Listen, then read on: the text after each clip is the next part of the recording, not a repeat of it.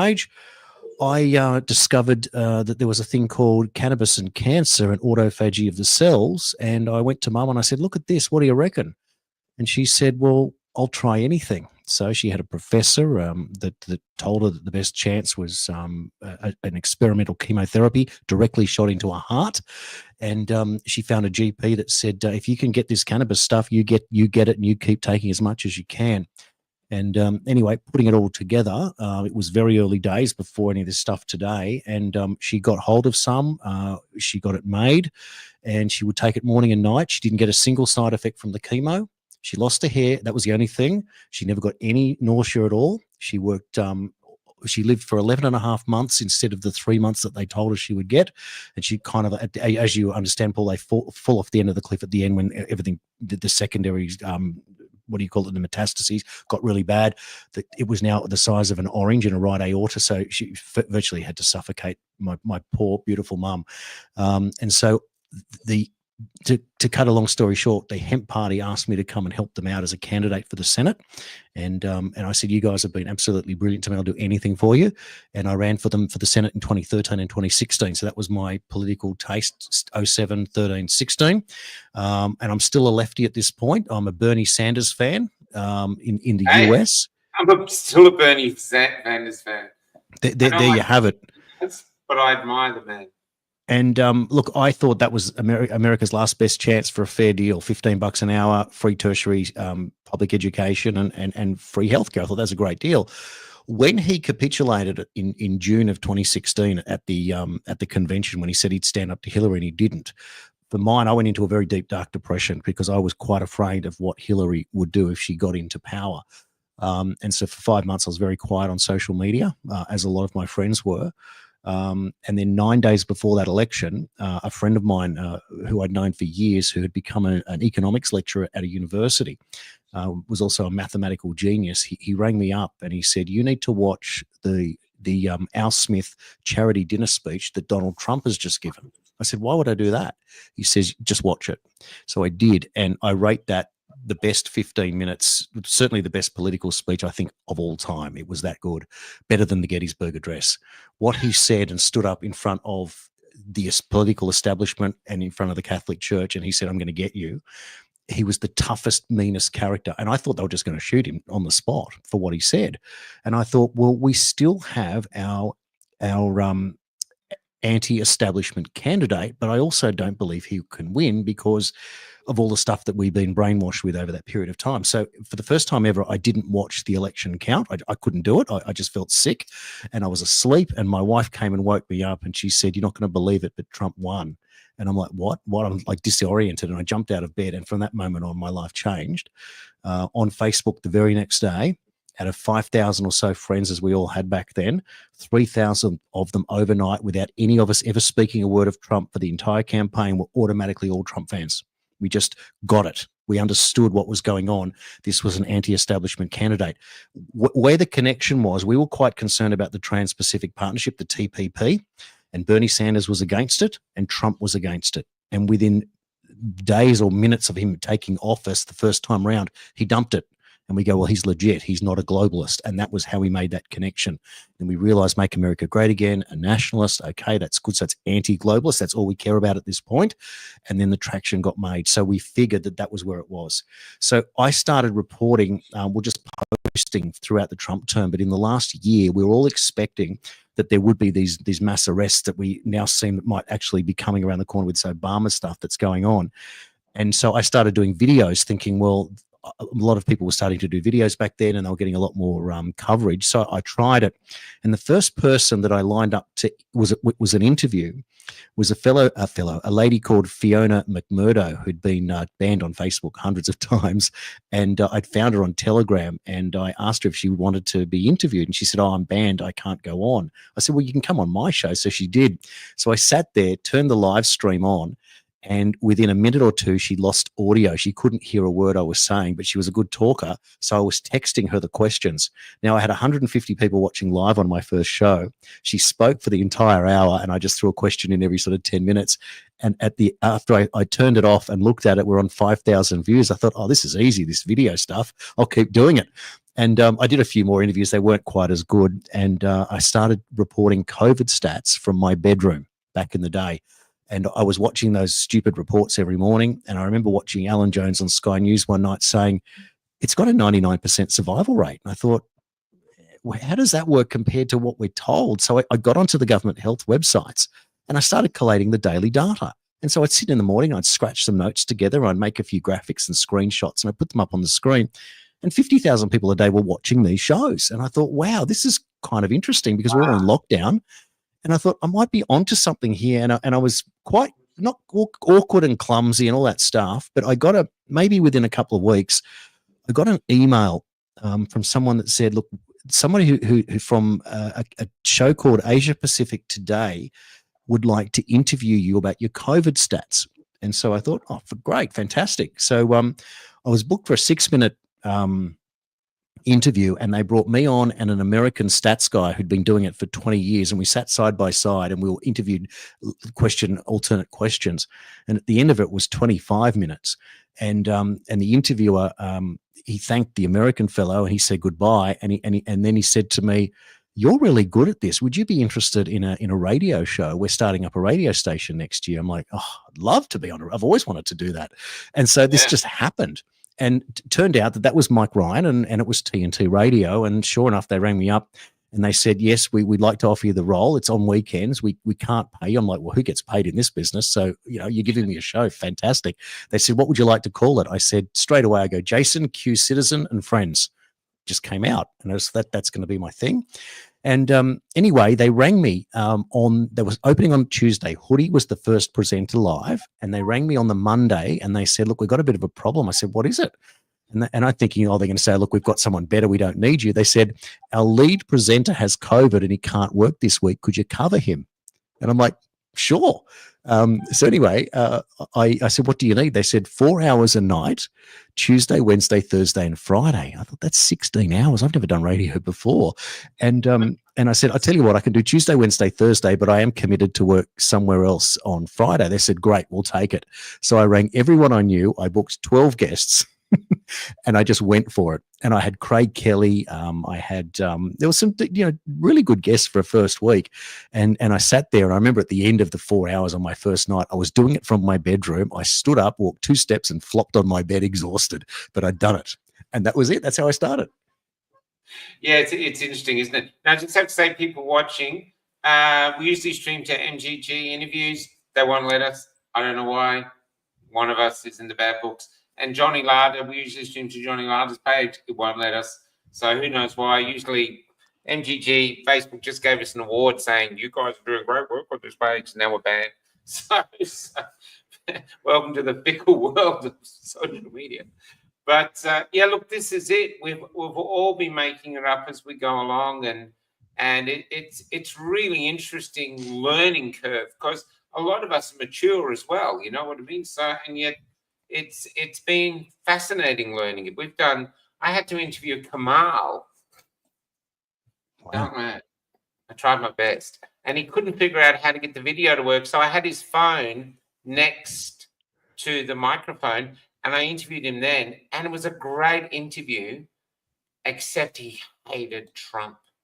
And he starts attacking Trump like crazy. And I was thinking, just let it go. It's Kamal. He's in his 90s, 95.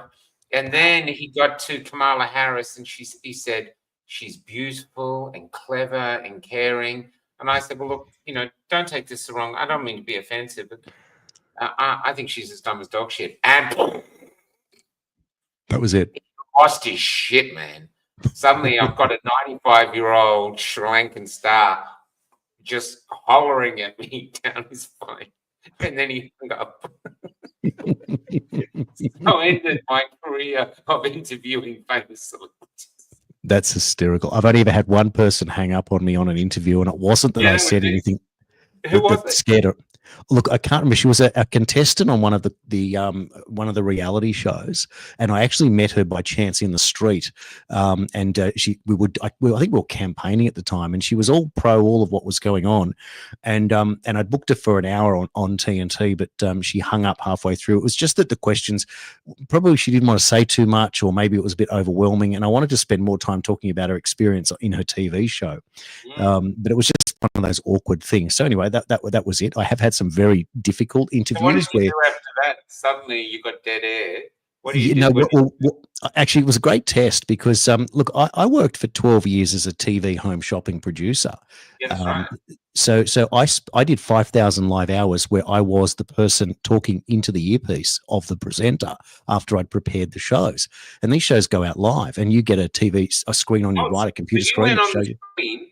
You were actually just talking into the Yeah, I was in the control room with what they called a PAL, which is a list of products, and we would time how long we would sell a product for, and I would be able to tell who was ringing in, so if it was selling, if it wasn't selling, or how things would work. So I had a lot of experience in the ad lib and filling in for people. So when that happened, I was kind of cool. I just sort of, we seem to have lost our guest, and we'll go to a break, and we'll come back. And whilst I was in the break, I contacted Mike, and he got on the other end, and we filled the rest of the show. I interviewed Mike, and he never used to like being interviewed, but that was one of those moments. So that was tricky. I've had others that give you one-word answers that are quite difficult. So when you have one-word answers in a 45-minute interview, that's a lot of questions. And so you know what that's like. Well, this is it. I don't know why people just aren't prepared, but I would have thought that if you wanted to be invited on to do something, you'd do a little bit of homework. If you were nervous, and you'd watch a lot. Like we're all very big consumers of video over the years, and TV. We watched it for years and years. So you kind of thought that, you would train yourself. I mean, that's how I learned how to do this on the other side, was practicing with presenters. But I loved the fact that over the years I watched a lot of people. Now I'll say some names that people, I don't like that person. Well, it's not about that. It's about the technique. I thought that Bert Newton was a genius at the way that he could hold himself. Like the detail. He would walk onto the set of Good Morning Australia, and he would be doing it as he was walking, and he'd managed to take one finger and undo the button of his jacket as he sat down, and you never noticed that he did it. But anyone else would be clumsy, like trying to undo it and sit down, or you'd sit down with the button done up and your jacket would come up like that. He just nailed it. It was experience, right? But he could ask questions. The other thing that I loved about what he did was he could blow smoke up anyone's backside and tell them how good they were. Now, I remember watching this guy. He was the photographer. He was selling portraits, and he came on. Obviously, the lead guest hadn't turned up, so they made the portrait guy from the infomercial the lead guest, and nobody knew. He just decided to interview him about photography. And then this guy gets up and does this whole story about this sell on the portraits, and I worked out what was going on there. Now, a friend of mine is a singer, does a lot of cruise ships, etc. And he was on one of those, I can't remember the name of the show, those original talent shows that they used to do. Maybe it was New Faces or something like that. And so it was like the Gong, but I think it was New Faces. Anyway, Grant goes on to this show, and he wins. He gets second place, and they gave him a watch as a prize. So anyway, years later, Grant's now on Good Morning Australia doing the Dean and Jerry act with his former partner. And after it was a big hit, very, very funny.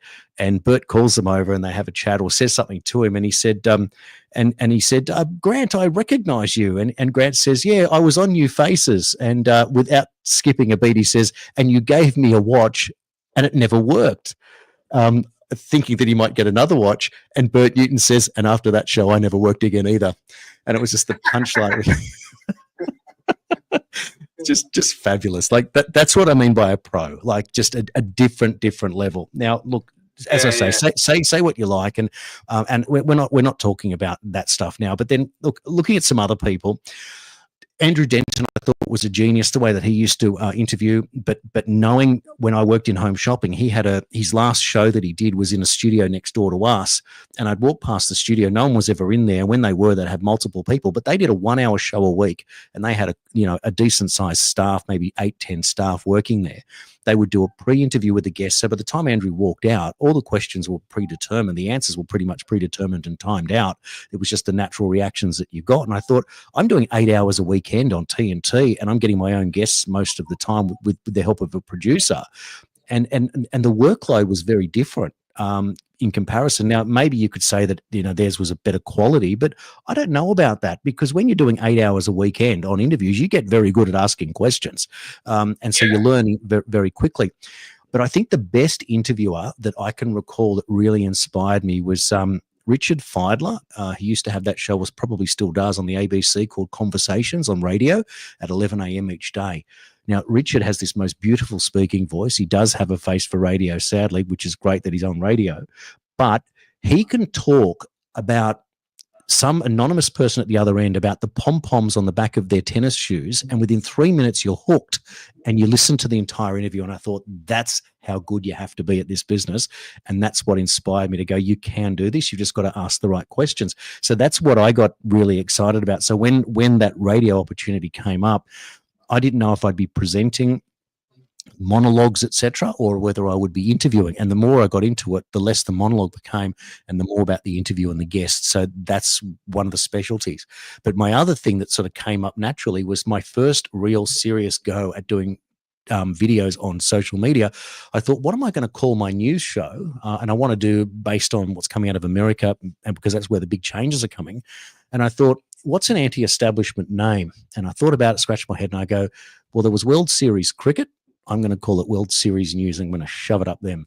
And that's what it was called. It was World Series News. And that's how that got started. I had this great logo, and it was a whole lot of fun.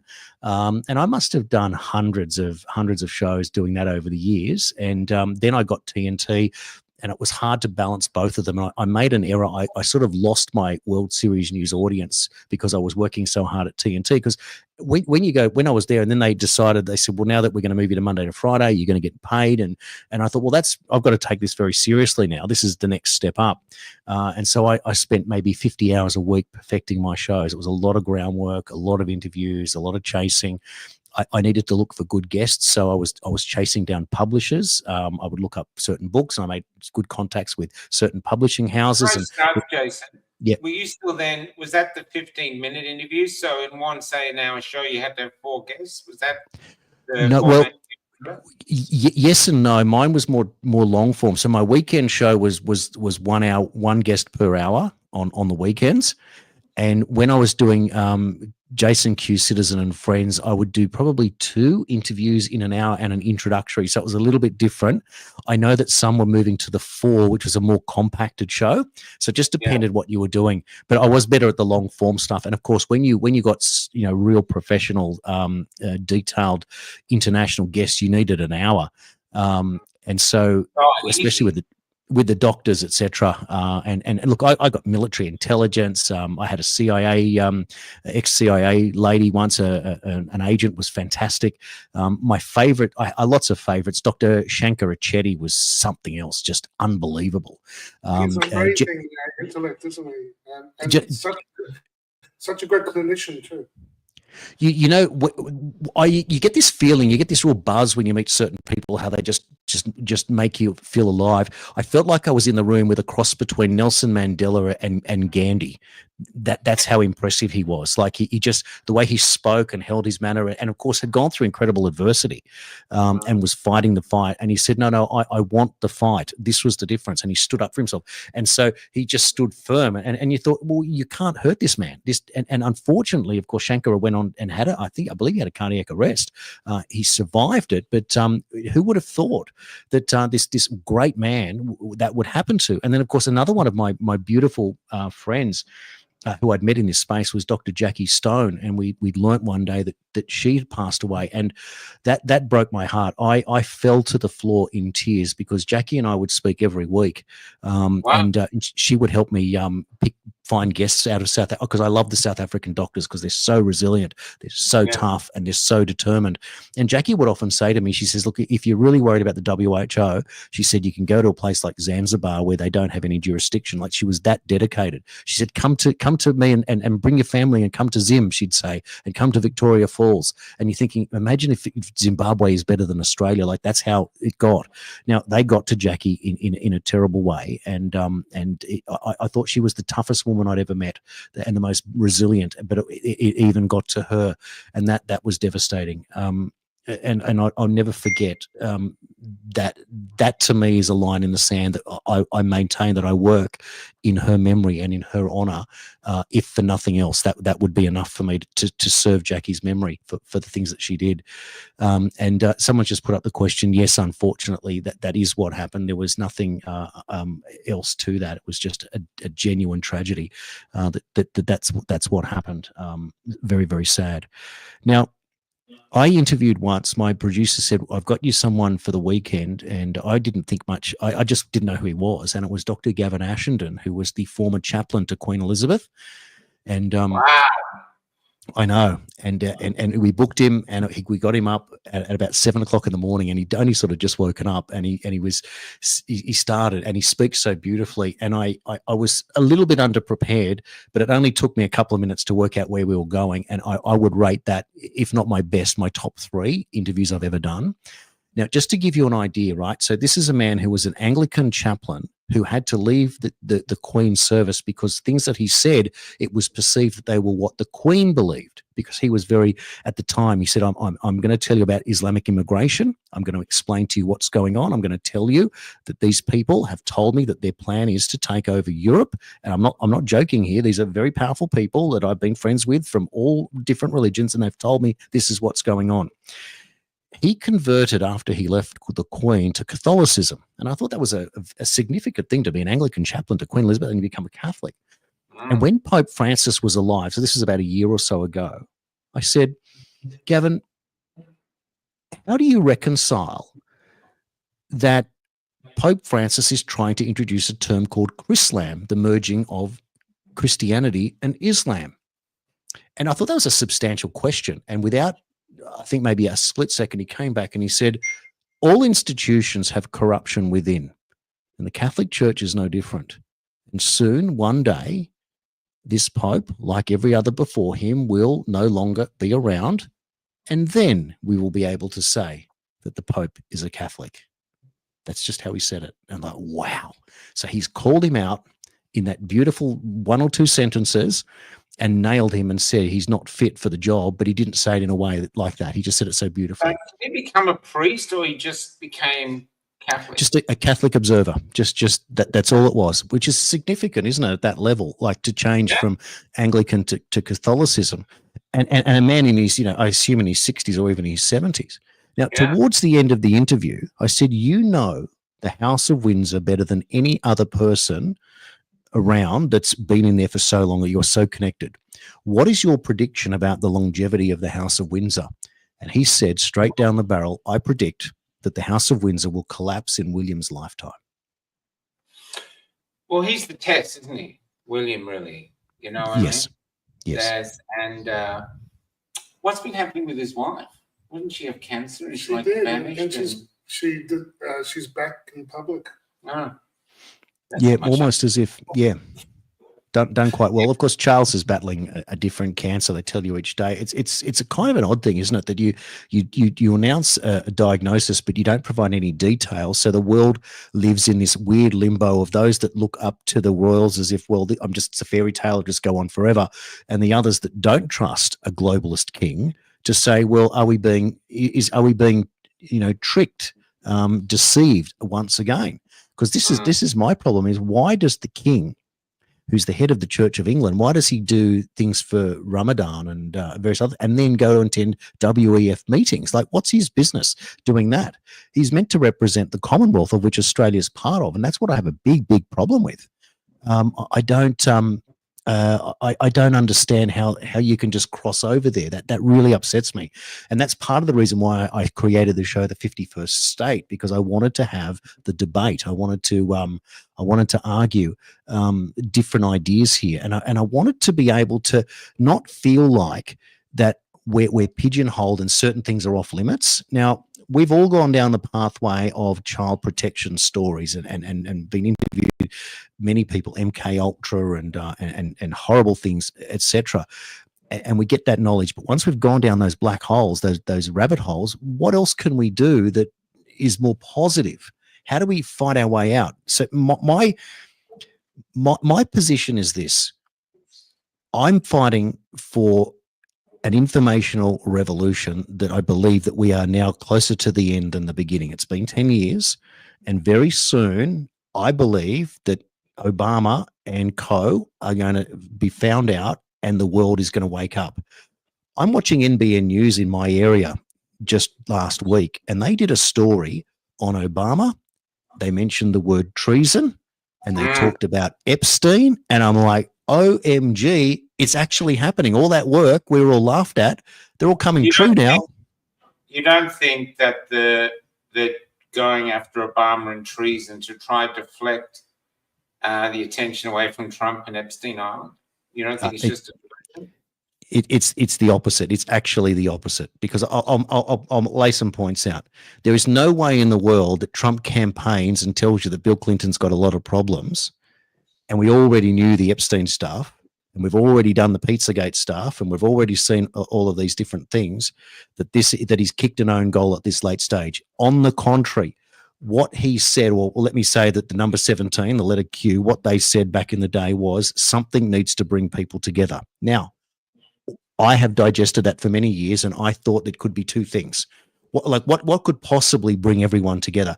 Ronald Reagan said it would take an alien attack, for example, to bring all the humans together, and that was Star Wars. That's on record.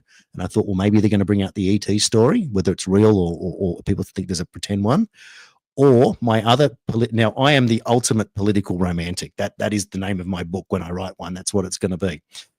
And I thought, what if someone resurrected from the point of view that they faked their own death? That's the last taboo, right?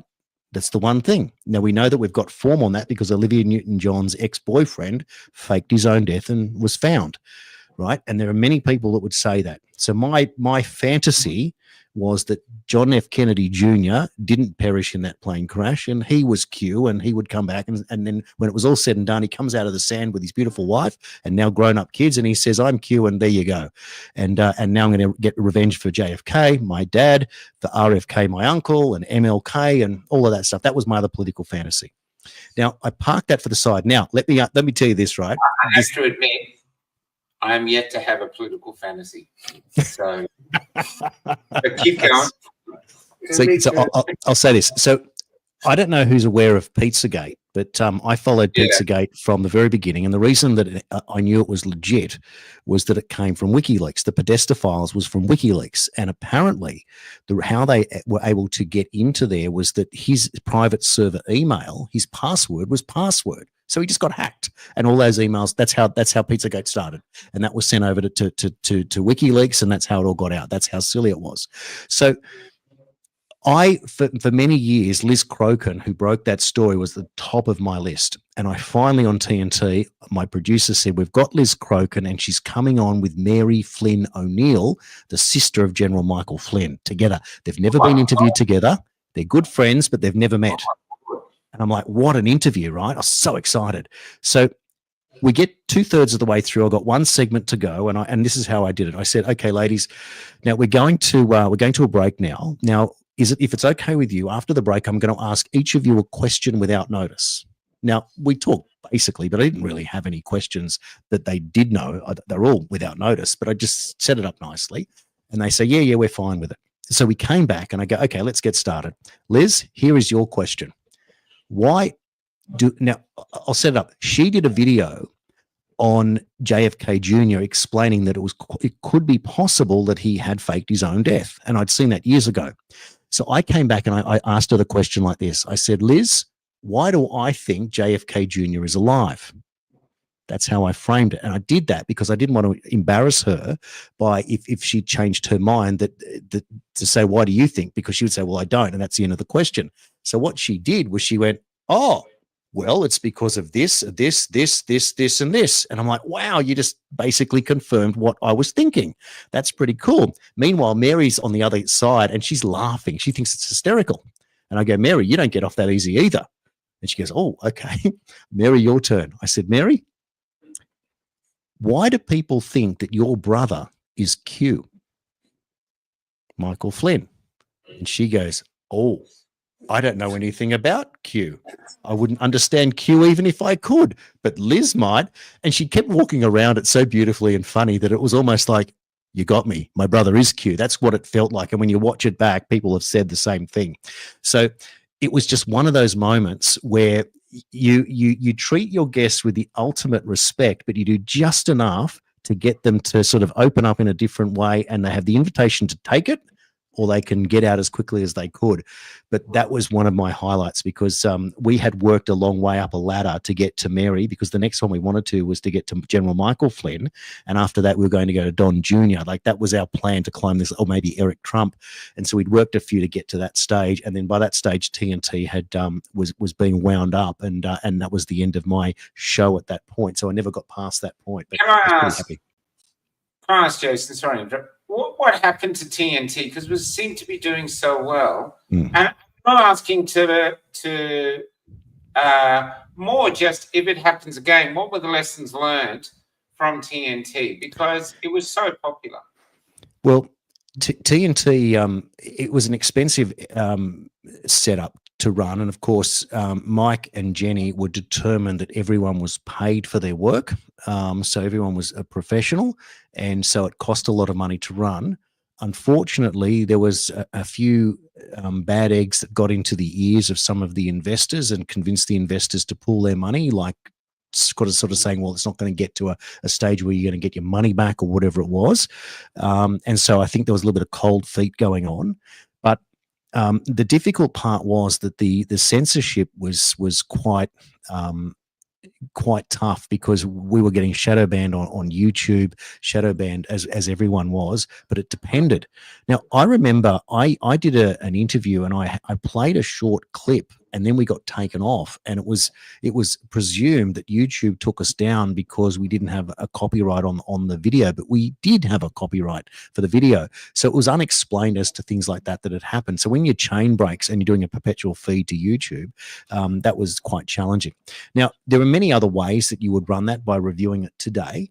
A subscription model could work quite nicely, but the thing that I learned from TNT was, first of all, that production values had to be at the absolute pinnacle for what we were doing on social media. So it was meant to run like a proper radio station that became, they wanted to run it as good as what it look as Fox News, for example. That was the standard that they were working for at that level. Now, you might not like Fox News, but it was the look, not the whatever. And as you can see, like, my camera is a full HD, like a 4K camera that was supplied to me, for example. That's what I still use today. Background lighting. We had people teaching us how to put the lighting together. So there was a crew there. So it was a full-on radio station on video. That's technically what it was. So I was incredibly proud of the work I did, but I was taught a lot. Like, Mike would say, he'd ring me up, or he'd send a message through my producer and say, he's talking too much. And I didn't quite know what he meant. But what it was is that we can, like, I'm answering for too long, but I was butting in. I wasn't really a butter-innerer. I was more of that I would talk too long, but what I was trying to do was summarize what they just said to me and then progress the interview. But I knew I needed to compress that. They were just technique things that I had learned. So I was learning as I went, asking sort of better questions. The other thing is, and I know this is difficult, is when you are listening to your subject, to your interviewee, you've already got an idea of other things that you want to ask them. But depending on where the question, the answering goes, like, you're listening and you're thinking, like, you have to do 2-3 things. And so I like to scribble as I go. And the only ugly thing is when you scribble and put your head down like this, it looks like you're distracted, but actually I'm just writing a note because I don't want to forget it.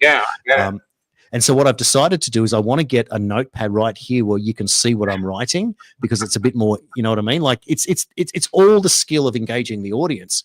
And here I am yakking on, and I'm not really engaging the audience. I'm just talking to you guys, just spilling my guts out, which is kind of nice to be on the other end of the microphone for once. It's interesting. Who was that guy that did the War Room?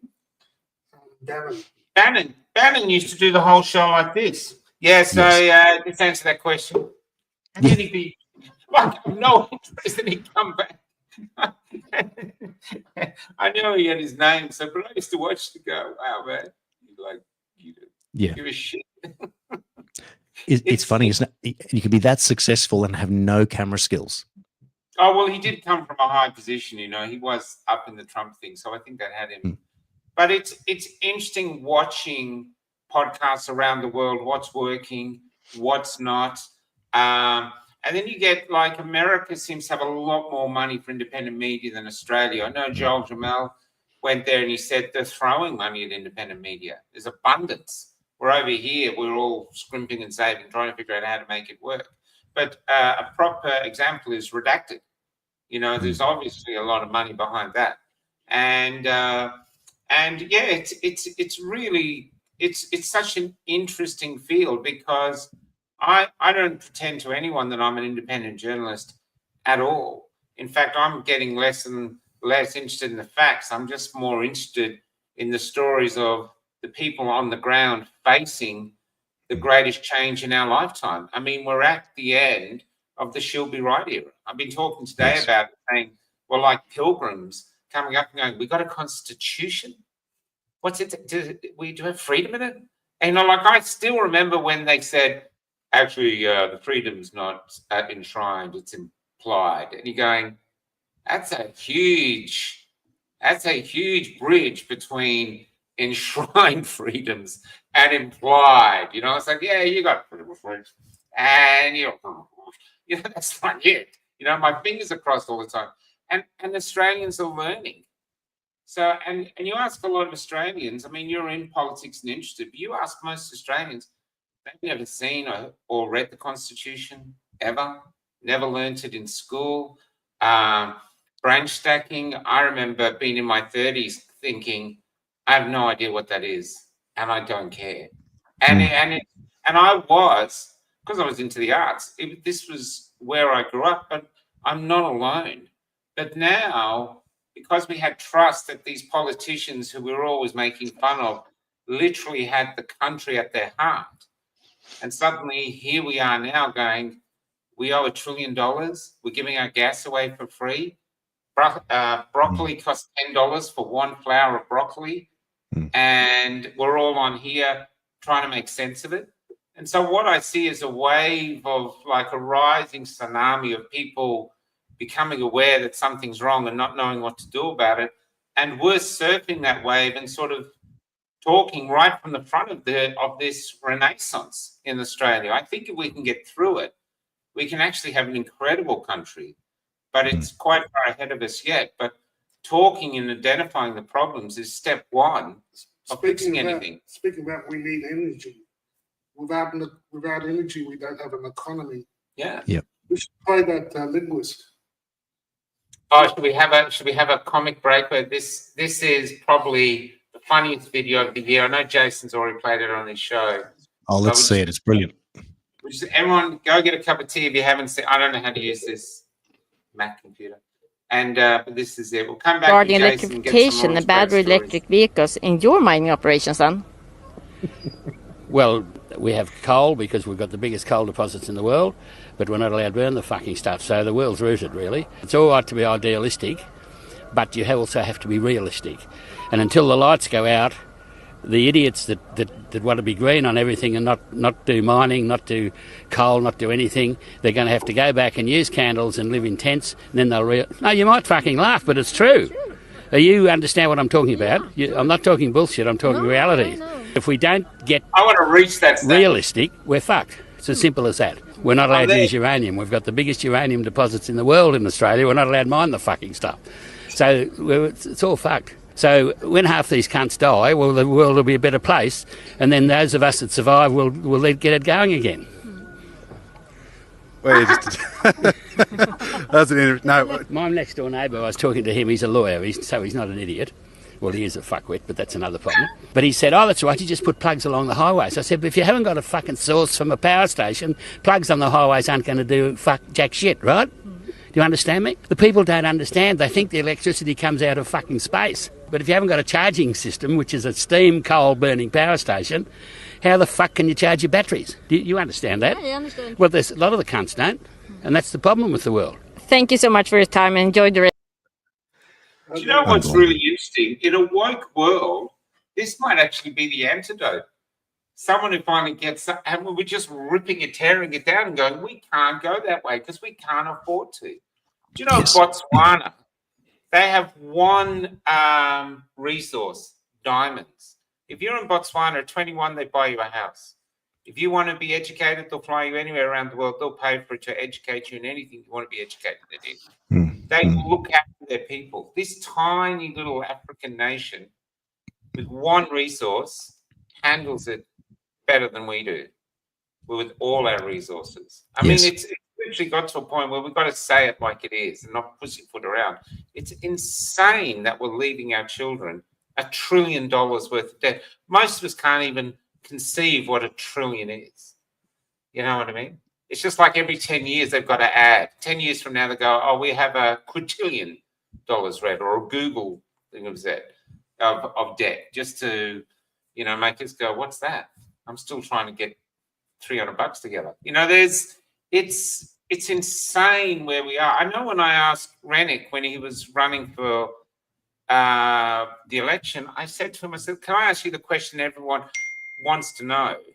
And I asked him in a place, I said, how is there any way that our generation can pay off this $1 trillion worth of debt so we don't leave it to our children? And he said, oh, in 40 years of really hard work, where we're all working hard together, maybe we can sort of, you know, make a dent on it. And it was something like that, which was meaning no. The answer is no. We are the generation born with all this freedom, all this wealth, this incredible country, and now we're fat, we're broke, we're depressed, we're basically powerless, and we're leaving $1 trillion worth of debt to the next generation. And then we go around, why don't they respect us? They've got no respect. Why should they have any respect? And it's we're in such a staggeringly interesting time. And you are the face of it. You, Paul, other podcasters are basically, how would you put it?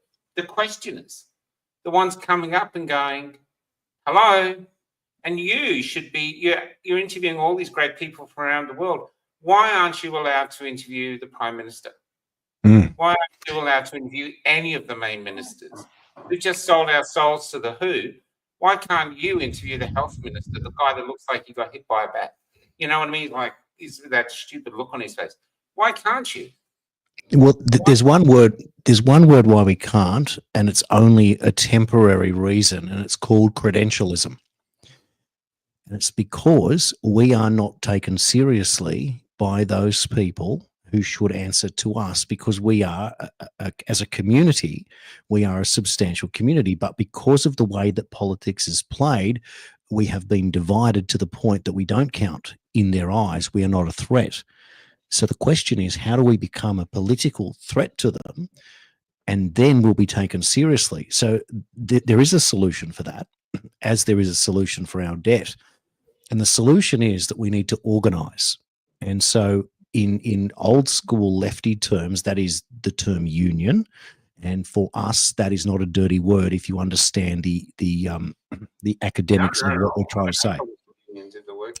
Now, the reason that you would do such a thing is, in the first instance, is that everyone needs to be protected against any future mandates or any compulsory medicine.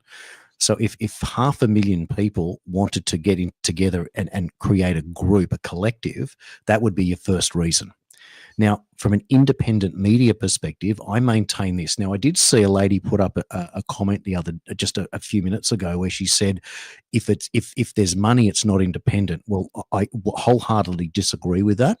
And the reason that I do is that for us in the independent media, our first thing we need to do is become professional.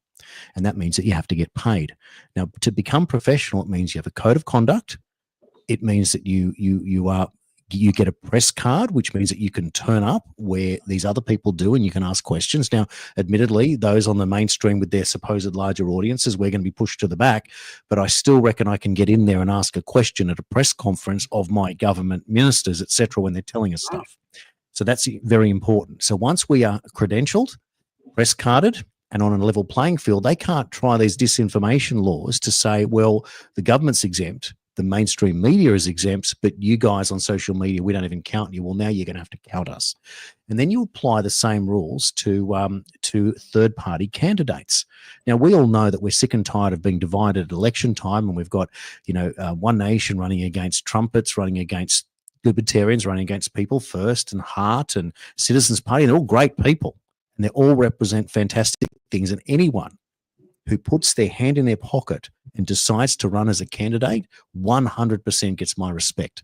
I've done it 3 times, and the last time in 2022, my best friend during the campaign was the fellow from Jim's Tyres who had to come to my house almost every second day after my tyres were punctured. And I knew who it was. It was always the same people, and they would puncture them, they would slash them, and they'd either come to a puncture or a tyre replacement. Did it to our second car during the campaign. Happened over and over again. We had homes that people put signs up on their fences. The signs were ripped off. The fences were damaged. We knew who it was. Couldn't do anything about it, of course. I'd put a sign up. It was gone in an hour. Some of those signs, I mean, one thing that when I ran with Clive, and the reason I ran with Clive was that I figured that we would have the resources and the advertising campaign to send a message. And I thought I'm better off running with that party than another one that doesn't have those resources. And that's why I chose to do it. Now, Clive had one great a number of good policies, but one great one was to put a 15% excise on our iron ore that was going to China anyway. Now, that was going to pay $22 billion off in the first year straight off our debt. And they'd worked out that over 20 years with inflation, you could actually write off your $1 trillion debt at the time just on your iron ore exports. Now, recently there was a mine that got found, I think in South Australia, and its name escapes me. I've got the file somewhere. It's meant to be the biggest iron ore deposit in Australia, if not the world, and it's worth something in the order of $7 trillion. And when you divide up that number, it actually equates to $250,000 per Australian today. 250,000 per Australian, one deposit. So my question is, if you just dedicated that one deposit, paid 50% to get it out, and you could obviously employ so many people to do that because you're talking $3.5 trillion, and you gave a royalty check to every Australian family today in that household of $125,000 each. In many cases, you'd be able to pay off their mortgages if a family got together, husband and wife, and kids, whatever. Pay off the family home. We'll use that to create equity, etc. Down the track. You write off a whole bunch of debt. Or the other alternative is you get a lot of people that can get into the market. And with that, you can then create different types of housing because the whole housing market's changed. Now, UAP wanted the policy of decentralization, which was a big deal. Get out of the capital cities where it's cheaper. Move out. Build. Obviously, you want to build infrastructure like fast rail, etc. But you plant government departments all around the country, which they kind of do, but you can build hubs around that.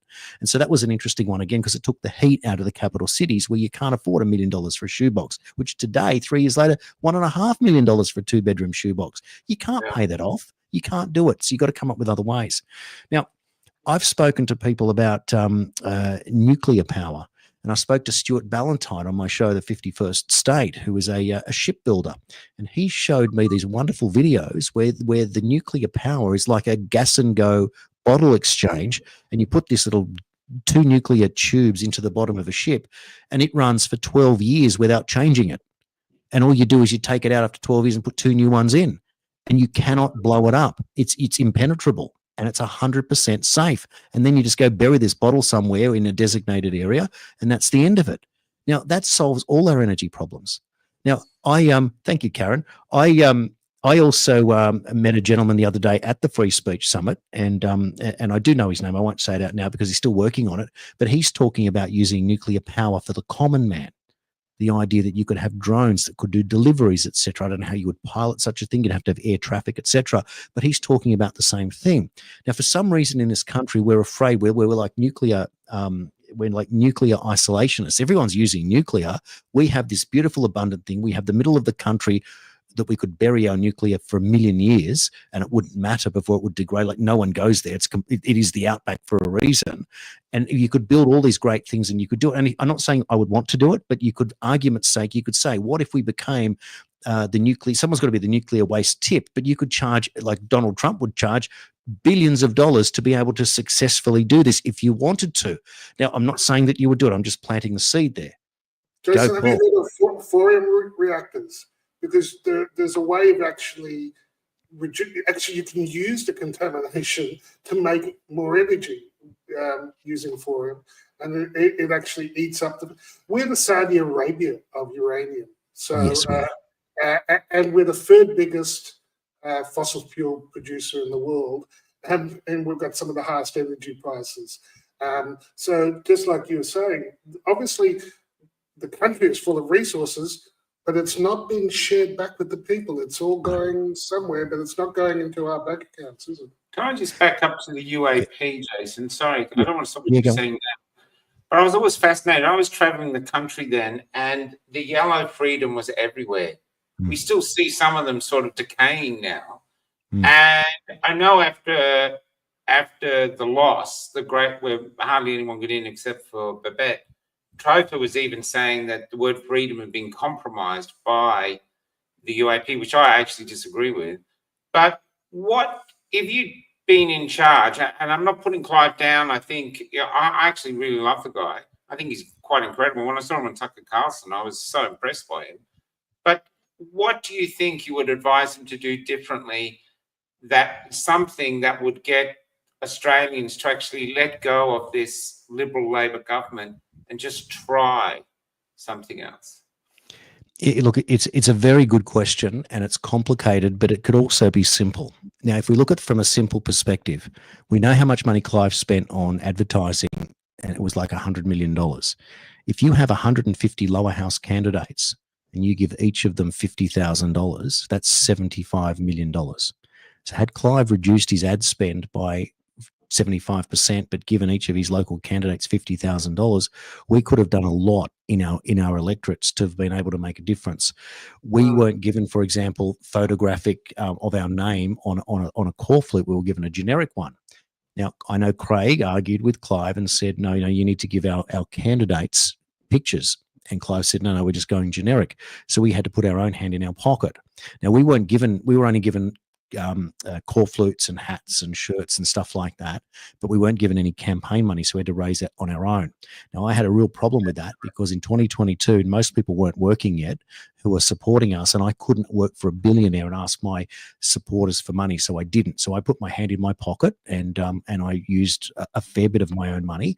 It was quite expensive, and I ran it. Now, I ran the best possible campaign that I could, but we were excluded like we were back then. So we didn't have, we had social media. Now I would come home, I'd put $50 a day on my Facebook ads to try and push some ads out there. I'd come home and the balance was still $47.50. They would only take $2.50 a day off me.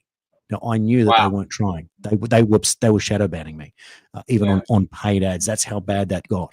So it was really hard. So that's one thing that would have made a difference. Now the other thing is Clive didn't want to do it. Craig did want to do it, and we want to do it. We wanted to have a branch structure, which meant that you would create branches in your area so that my seat of Patterson, we would have a branch at Port Stephens, we'd have a branch at Maitland, we'd have a branch at, say, Madawi, and we'd have 3, and we'd bring our members together, and each branch would have a branch president, and within that you write policy and you answer questions and you raise money and you do all those things and you get out there and you work your local communities and they become aware of you. That is imperative. Now, I know Jared wants to do that with People First, and I know One Nation has finally decided to do that. And so this is a big part of this process. So I think, though, that where we are today with the different political parties, if we consider all of the podcasters we watch, and there's some very, very good people out there doing some great work, very clever people, and they work very hard. And then you look at our political power base today, we've got 4 One Nation senators. So Pauline Hanson has been in the game for 30 years, and she is our leading politician outside of the 2 main parties on our side. However, I can't get Pauline on my show. I've had Malcolm on my show once. Pauline's not interested in talking to me, so I feel like. Sorry? Has she said why? Is she giving any reasons? There's just no interest. You just can't get a call back. But having said that, I was at the Tucker Carlson event in Canberra, and I was the lucky guy that got to ask him a question. There's only 4 journalists on the entire thing, and I got a 7-minute positive answer. I had Barnaby Joyce come up to me. I had Matt Canavan congratulate me. I had Alex Antic congratulate. Great question, Jason. They all gave me their cards. They all said, reach out anytime. We'll look at your, we'll see you. We'll come and do an interview. I can't get Matt Canavan on my show. I can't get Alex Antic, never replies. Jared Rennick always does. Malcolm, I can get through to his team. Russell Broadman. I interviewed Alex in Adelaide on a park bench because I was at somewhere where he was speaking, so I think I sort of got him there. Yeah. But that was it. and it was okay, but it was interesting, you know. But yeah, I understand what you're saying. I've got a question for you, Jason. You mentioned it before about credentialing. You know that. What does it take to get credentialed? I would have thought that even if a benefactor came with $50 or $100 million, they still might kick you out. So I'm naive to this. How do you get credentialed? So what I would do in the first instance is I would set up what would be an independent media union in a very basic level, and we would encourage all independent media, anyone who's a podcaster, effectively to come along. Now, some people won't want to go along. Now, see, here's one of the things, right, is that we're all called cookers and conspiracy theorists, all these derogatory terms. However, when you are able to point to source material, even primary or raw sources, that no longer becomes a conspiracy theory. And when you are gaslit that it's not real, that's on them, not you. So there are going to be competitions. But there are people that will happily go out on a podcast and just talk rubbish, or at least off-the-cuff idea. That probably isn't at the level that you need to be. Now, that's no disrespect to people who've got big audiences, but in all honesty, they can be great ideas and they can be entertainment, but that is not the middle ground playing down the centre of what we're trying to do. So we must get better at what we do. So when we then create a code of conduct that we stick to, and that's not too difficult to do. TNT, for example, have one that we followed. You're already always 3/4 of the way there. And the next level is to use that as a group to then go to an international media union and then join them. And then it's like when you get registered as a doctor and then you get your press card and then you are now qualified. So once you agree to stick to a set of rules and you have the necessary qualification as a paid up member, money talks and you have to pay out money, which means you have to earn money. And when you become a professional, well, there you are. You've ticked all the boxes. You're a professional, carded, unionized. That's as good as anyone else in the business. What else do they want us to do? And that's the point. But when you make an error, when you go out there and you make a faux pas, well, there's probably going to be some form of disciplinary action, which may well be that you just call out on it, or you may be punished, or you may, whatever it is, you may have to make a formal apology, or you may do some training, for goodness sake, but not training like you're going to learn about, vaccines or something, but training about the things that you're trying to do. They're just little things in raising standards and recognizing what we're trying to do, because we can talk in our silos forever. And we can keep our community informed, but we can also keep them buoyant and lifted. And I know that Michael, out of anyone that I've watched, is probably the leader in that game that is focusing fully on positive. My position is I want to provide not only solutions, but I want to say when this thing crashes, which we're all playing for one way or another, who is going to lead at that point, or who are we going to look to who is going to lead at that point, and what do we actually want? For example, if we woke up tomorrow and Hillary Clinton and Barack Obama are in handcuffs, the Epstein list is out, and then there's 100 people in handcuffs, and all these different things are happening, and they announce that the US government is collapsing and all this stuff. Now, then we work out that here in Australia, a couple of names get dropped, and that links to this and that and the other, and all of a sudden what do we do then? Like, who do we look to? Do we go back? Like, this was the thing, right?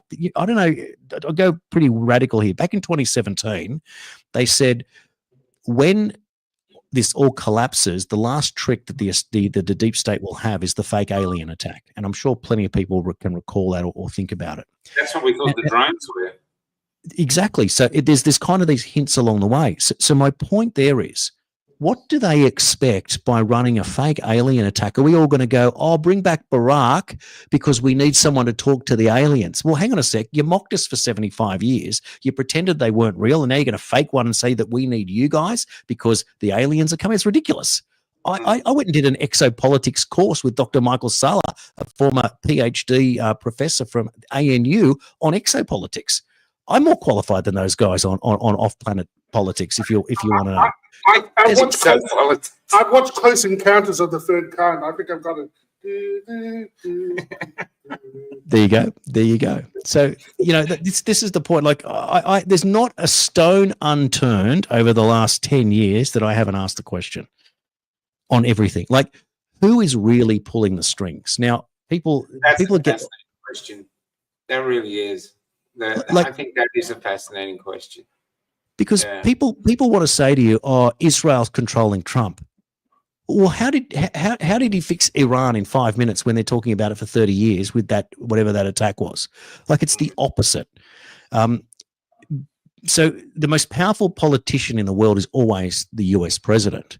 And this one, they've tried to kill him, they've tried to maim him, they've tried to bankrupt him, they've tried to lock him up. They've done everything. And every single day, they names. Now, we can't control what's happening in Russia and Ukraine. We can't control what's happening in Israel and Gaza. We can't control what's happening with the immigration crisis that's happening in Europe, that Trump finally called them out today. And even here in Australia, we can't even, as you said, we can't get Albanese onto these shows that thousands of people are watching. We can't even get Mark Butler on the show. We can't get any of these people to even respond. I can't even get my local MP to come onto the show. Like, they just, no, sorry, not doing it. But having said that, I won't go on to some of these other people who want to do a hit piece on me. But this is, again, the problem. They keep thinking that we're going to attack each other, and this is not what it's about.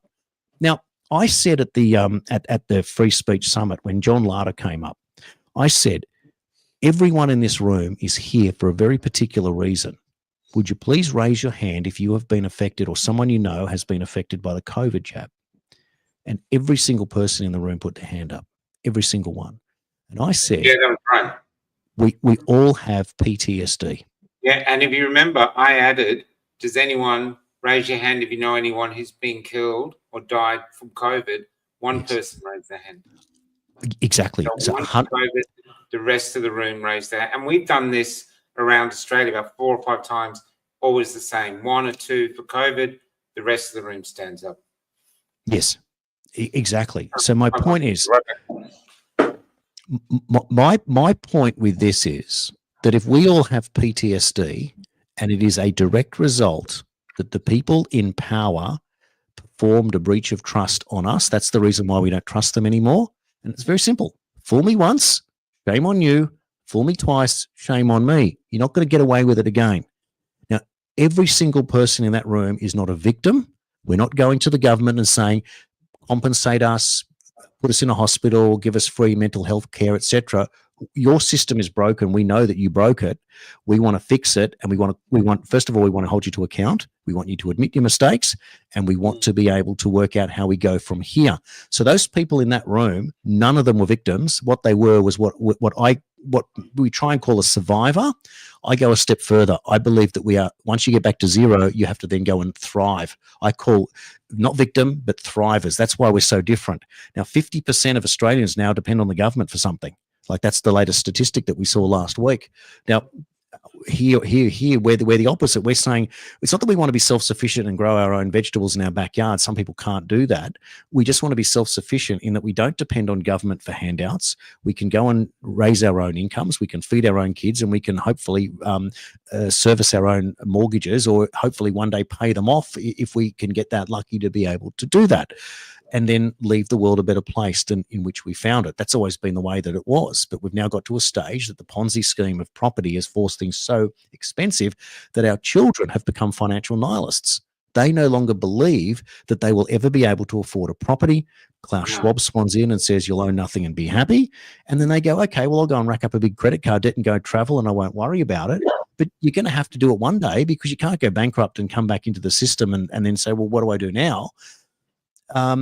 So that's the interesting thing right there. Sorry to interrupt, but with young people, I hear so many people from our generation putting the young down and saying, oh, they don't work hard. But I'm thinking, yeah, but you've taken away all the carrots. They know when we started work, we're thinking, oh, well, we probably could afford a house, or you could afford a car or a nice holiday. These kids think, screw it, it's all gone. You know what I mean? And so where's their motivation to try?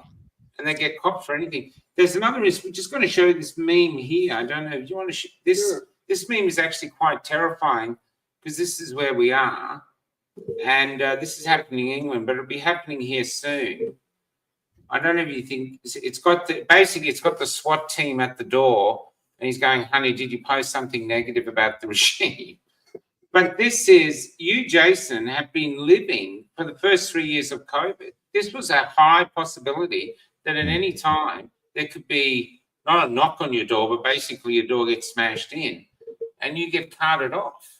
This is nothing we don't talk about, but for 3 years, every one of us was living under that possibility. And it was a real possibility because they were building camps. What do you think now that we've signed up to the WHO, and the WHO has this mandatory vaccine, if they ability to mandatorily vaccinate us if they believe there's a pandemic warranted, the new pandemic? What are your feelings of what Australians will do, or thoughts of what Australians will do if suddenly they're talking about a new pandemic and they're saying we're going to actually go out and we're going to go to your street and we're going to force vaccinate you? What do you think the modern Australian is going to do in that circumstance? It is the ultimate black pill question. That's the number one question that all of us have been afraid of. I used to say to my wife that in the peak of COVID, when there were moments that Brad Hazard looked like a psychopath and was, carrying on like a crazy man, that I said that it's possible that someone's going to knock at my door and do that. And I said that this is my line in the sand. I'm going to sit on the floor like Gandhi, and I will say, do not inject me. Just take that sword and chop my head off, because I refuse to play in a society that thinks that I have no longer sovereignty over my own body in my own home. That's it. I'm out. I will never contribute to this society again. I'm not doing it again. But you put it on record and you film it and you show the world what you did in order to keep the world safe, you dirty bastards. Because I'll tell you this, an anti-vaxxer in the 80s was somebody that we pitied because we thought that it was like riding a motorbike without a helmet, that they were putting themselves at risk.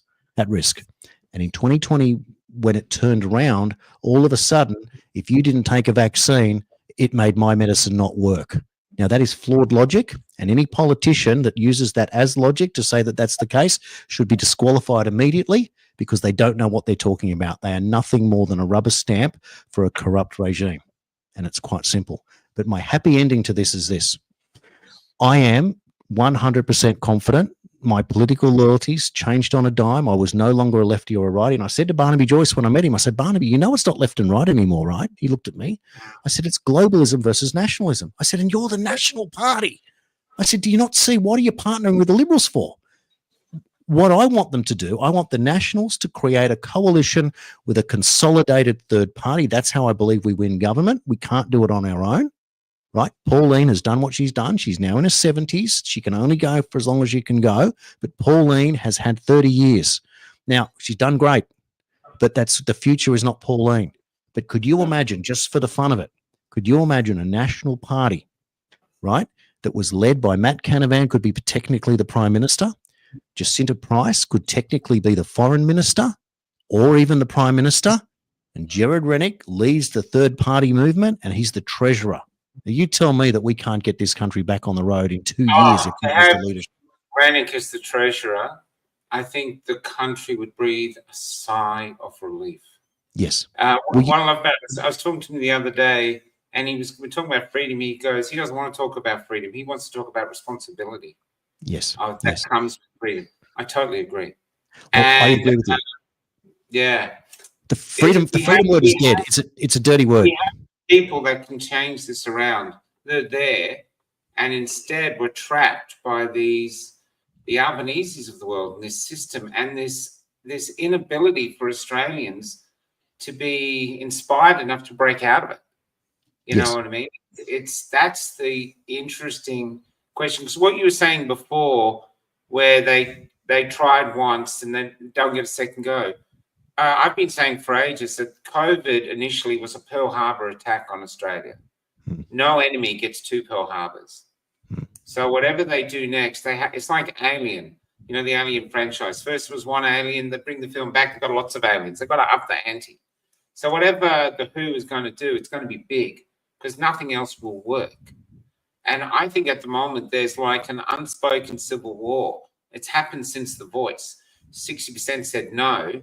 But that's it. It's sort of simmering there, and it's the government's time to make a move, a significant move. And yet since then, they haven't really done it. They did a bit with the hate speech, and we killed that. Now they've got the digital ID that they're trying to bring in, but another COVID as yet hasn't happened. Do you know what Jason said earlier about, like, I was saying that too, in Brisbane, half of the, in Queensland, half of the population are employed by the government. Yes, you know? true. And you were saying so many people are dependent on the government. But I follow a CFA who called Daniel Ammerman in the US. And he's brilliant. He wrote books on mortgage-backed securities before anyone had heard of mortgage-backed securities. And he did an analysis, and the combination of inflation and the way the government taxes you on the inflation, as if you've gained something, you know, they go, oh, it's gone up. Even if it's just kept up with inflation, then they come and take their cut. His analysis showed me a few months ago that the government ends up owning nearly everything. We're on the path. We don't even have to do anything. We just have to stay on the current trajectory, and the government will end up employing everyone and owning everything.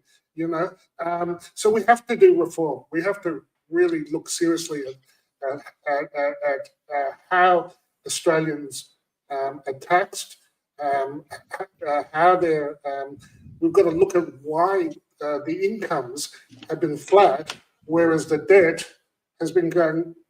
Maybe it's been going straight up. And that's largely because the banks, which is where 96% of the Australian dollars comes from, when they make a loan, it's a debt-based system or credit-based system.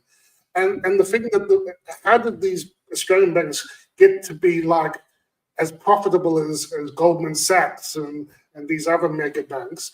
They did it on the back of Australians by lending them on the basis of property, not lending to small business, not lending to in a way that actually created prosperity and businesses and incomes for people that they could pay off their debt. No, they put it all into real estate, where it's like all on black. So those are two suggestions that I don't think we will be able to fix this until we're careening towards a sort of communist state. We're already more than halfway there, and unless we change how we organise Australian society, we've got to decide. Even if we could afford it, I would argue we will not be able to afford the government to run everything, because then there'll be no one doing anything productive. Yeah. You know, it'll become like the CCP with koalas, and we're halfway there.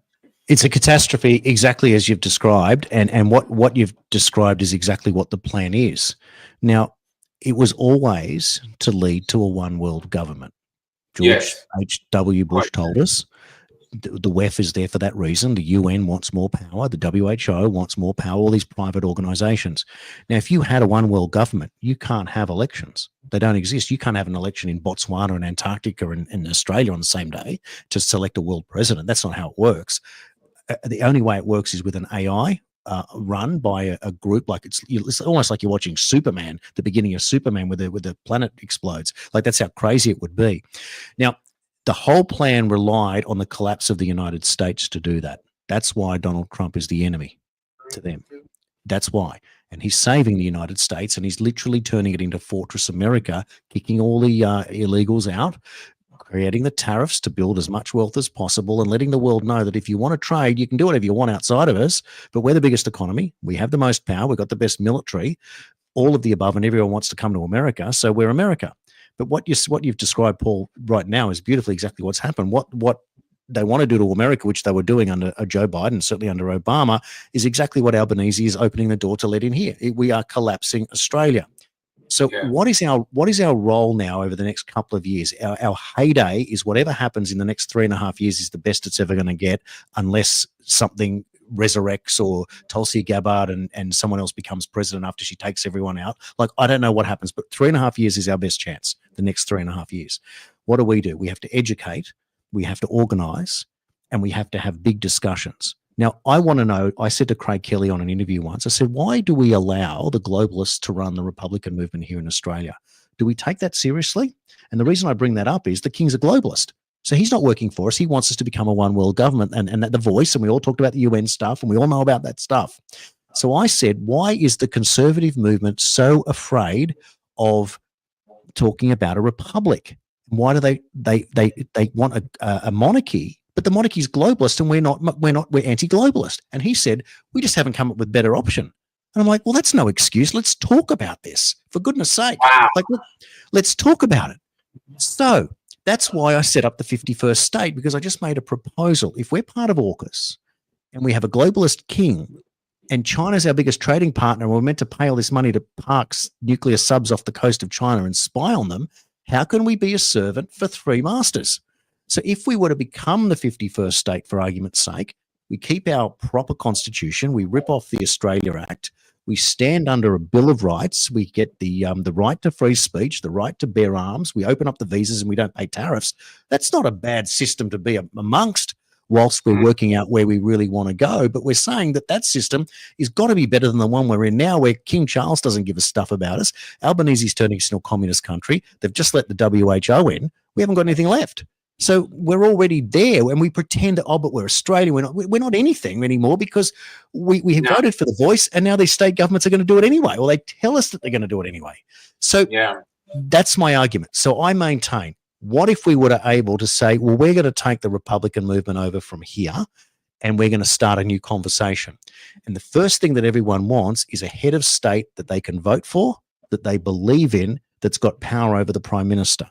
So with that, make it simple. I know who I want to be the first president of Australia, and I'm happy to tell you. But if you think about it for a moment, just let the audience think about it for a second. I'm going to tell you who I think would be the perfect first president, because it solves a lot of problems. I keep telling you, no, I don't want to do it. Well, you don't have to. And I can't park my bus anywhere near the Parliament House. Do you know who I want to be the first president of Australia? No, go ahead. Julian Assange. Wow. Wow, that would be a statement and a half. Wow. You got no more truth problems, have you? You ever spoken to him? I've spoken to his father, so I'm very good mates with his dad, but I've never spoken to him. We would like to be able to, but I know that there's probably something to do with his the guilty plea or something, because he hasn't. I'd say so. Has he? Does that one? So one of the things I would like in the next 3 years and 6 months of Trump is that Assange is pardoned, or whatever they do, whatever it is that they do to get rid of that, to open the doors to allow him to speak. Now, Julian's only my age, like early 50s. He looks a lot older. Obviously, he's been aged quite terribly over that horrible period. But the fact that he got to have time with his wife and his two young boys, that for me, he's done enough for forever. But I tell you what, if Julian Assange was offered the role to contest to be president of Australia, I reckon we might get him out of retirement, and I reckon that would be something else. He'd stand, if it was an election thing, he'd stand a great chance of being elected in, I think, just out of sympathy. Can I just go another way, though? Because one thing is that we're very reliant on social media. And there's Dr. Bruce Pay. I don't know if you've interviewed him, but he's got a great strategy, which he says the Viet Cong used against the Americans, and the Afghans used against the Russians and the Americans. And he says that low tech beats high tech. You tackle high tech with low tech. And at the moment, we're being censored using high tech algorithms we don't understand. Very, very clever. And low tech is that every single town in Australia and suburb has all these little forgotten about town halls that they do, they have scout meetings in them, and they're really cheap to hire. And I could see you on stage, or even us just doing a discussion, not like speech after speech, but just a discussion like this, getting Australians talking. I reckon it like the Albie Mangles thing we're talking about. We're talking about taking documentaries around, but actually bringing people together. And there was a theatre owner in a country town, Sale, I think it was, and he told me those town halls used to be the hub of the community. Everyone would come together for the church, then they go to town hall, they'd all have cups and teas. Now they sit there dormant. So these things would bring people in. People would come in just to socialize, and then here we're having a discussion about, because I think one of the great discussion pieces we have to have, which is that COVID stole our identity. We thought we were, like I said, Gallipoli and Paul Hogan all mixed together. It's gone. We don't know who we are now, which makes it very hard for people to stand up and fight and defend when they don't actually know what they're defending. And so we have to basically agree on a new identity. Not everyone's going to agree, but there are things that you're saying that I would agree with. And these are the conversations we're going to have. And imagine going town to town, and not all even together. Like you're still doing your radio shows, but even once or twice a week, you're going to a town hall. It makes money. And for the person who said making money, what do you think independent journalists eat? Air? What do they pay their rent with? Integrity? I'm sorry, but we're human beings and we live in this system too, and we need money to survive. And I know from Jason, if he's doing the amount of shows he's doing, that consumes his whole day. You know what I mean? This is hugely time consuming. I know from a lot of podcasters do. So making money is not evil. You're allowed to survive from your art. But back to that, I think this could be a way of making money for us, a way of spreading literature. We're taking books around that are banned books because the government doesn't like them. There's a lot of people writing these books now. So we're taking literature around. We're basically recreating culture. And we're starting the mission to say, who are we? We're searching for the new Australia. Humans don't go backwards. They only go forwards. We can take something from our past, but we've got AI breathing down our neck, trying to make us redundant. And we've got politicians we can't trust. The country is ripe for a new story on which they can build a new country. And it's people like you that could tell that story or help Australians tell that story. I really appreciate that, Michael. And you probably remember when I introduced you, I said you've done more Ks than Slim Dusty. And I tell you what, if it was to go on the road to do a town hall tour and there was, people that we could meet at town halls and do it, I would do my show from the road, provided I think it'd be great.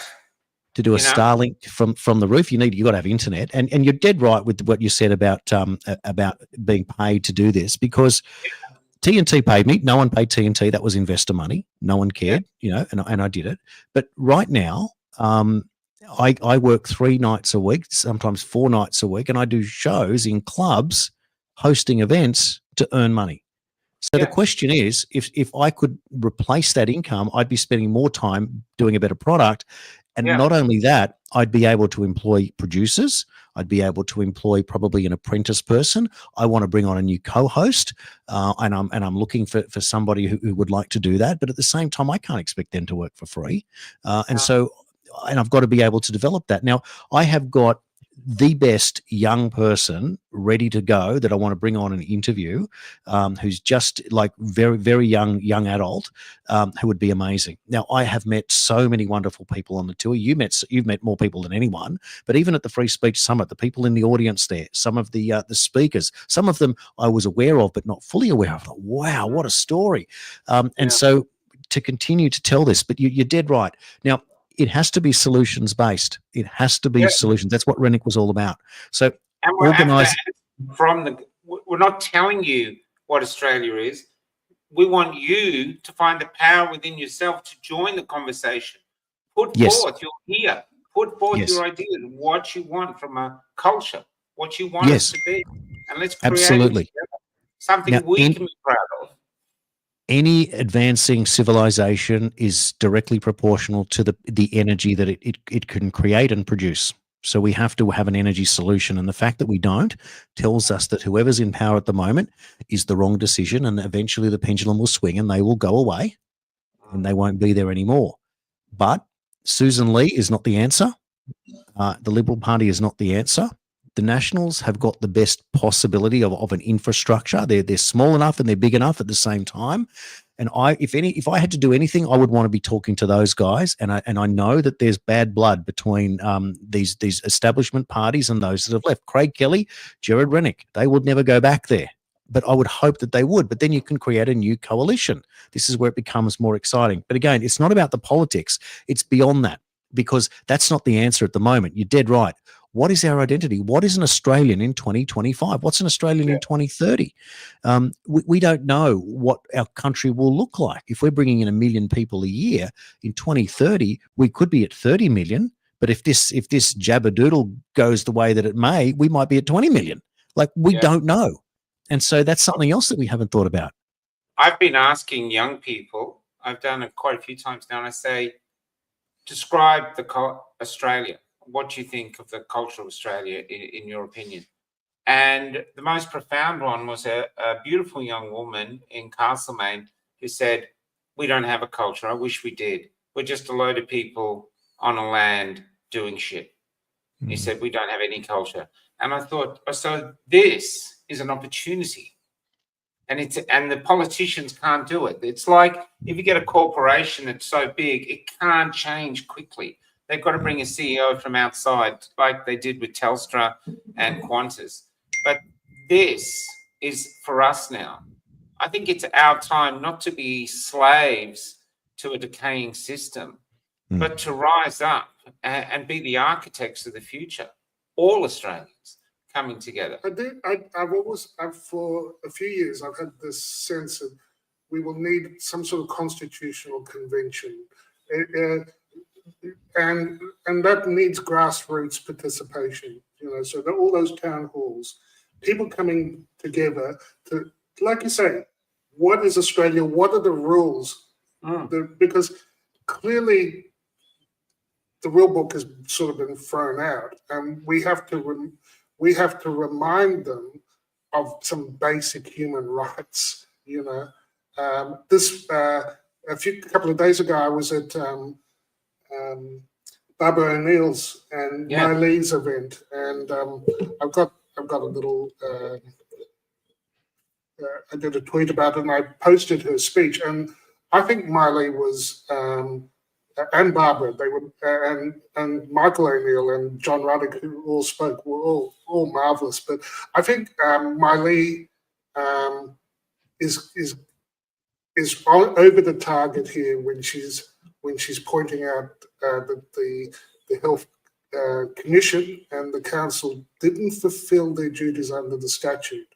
So she's calling them out, and good on her. And Barbara O'Neill also, so well respected globally, but when it comes to speaking in Australia, it's threats, and so we have to sit down, I think, in the town halls and go, what are the things that we really value, and how do we make sure that is the Australia that we get going forward? Now, Barbara O'Neill is banned from lecturing in Australia. She sells the books on an equivalent with J.K. Rowling, because I was hanging out with Michael O'Neill when he was running for Parliament and hearing these stories. It's incredible. And they banned her from Australia because she once suggested to a mother who wanted, she said, if I can't produce milk from breastfeeding, is there a solution? And Barbara O'Neill said, well, you could try goat's milk. And they banned her, saying that could kill the child, even though like a third of the world's population give their babies goat's milk. It's insane. And what it was protecting the products of Big Pharma. It probably didn't have enough arsenic in it. Yeah, but Barbara threatens Big Pharma's products, so they've got her gone. And no one does anything. The silence is what's destroying us. And that's why even the town halls, you could go there for an agenda, but just the first goal of getting Australians to talk. You have a right to talk. This is your country. This is your time. You have a right to add your voice to the conversation of who we are, and going from there. Even if you got some crazy ideas, it's still in there, because the best ideas will rise to the surface. Yes. They will be the ones that people go, yeah, I want that. You know what I mean? Like, yeah, even crazy things like bringing back free education for our children. So they're not like Joe Rogan was talking about becoming an American, a doctor in America at the moment. It's $500,000. That's I think that's what he was saying, $500,000. Yeah, that's what I'm saying. No, it's not worth it. It's not worth it. We live in this society that we're meant to be all DEI, right? And the egalitarian in Australia. unless, of course, you buck the system and all of a sudden no one cares.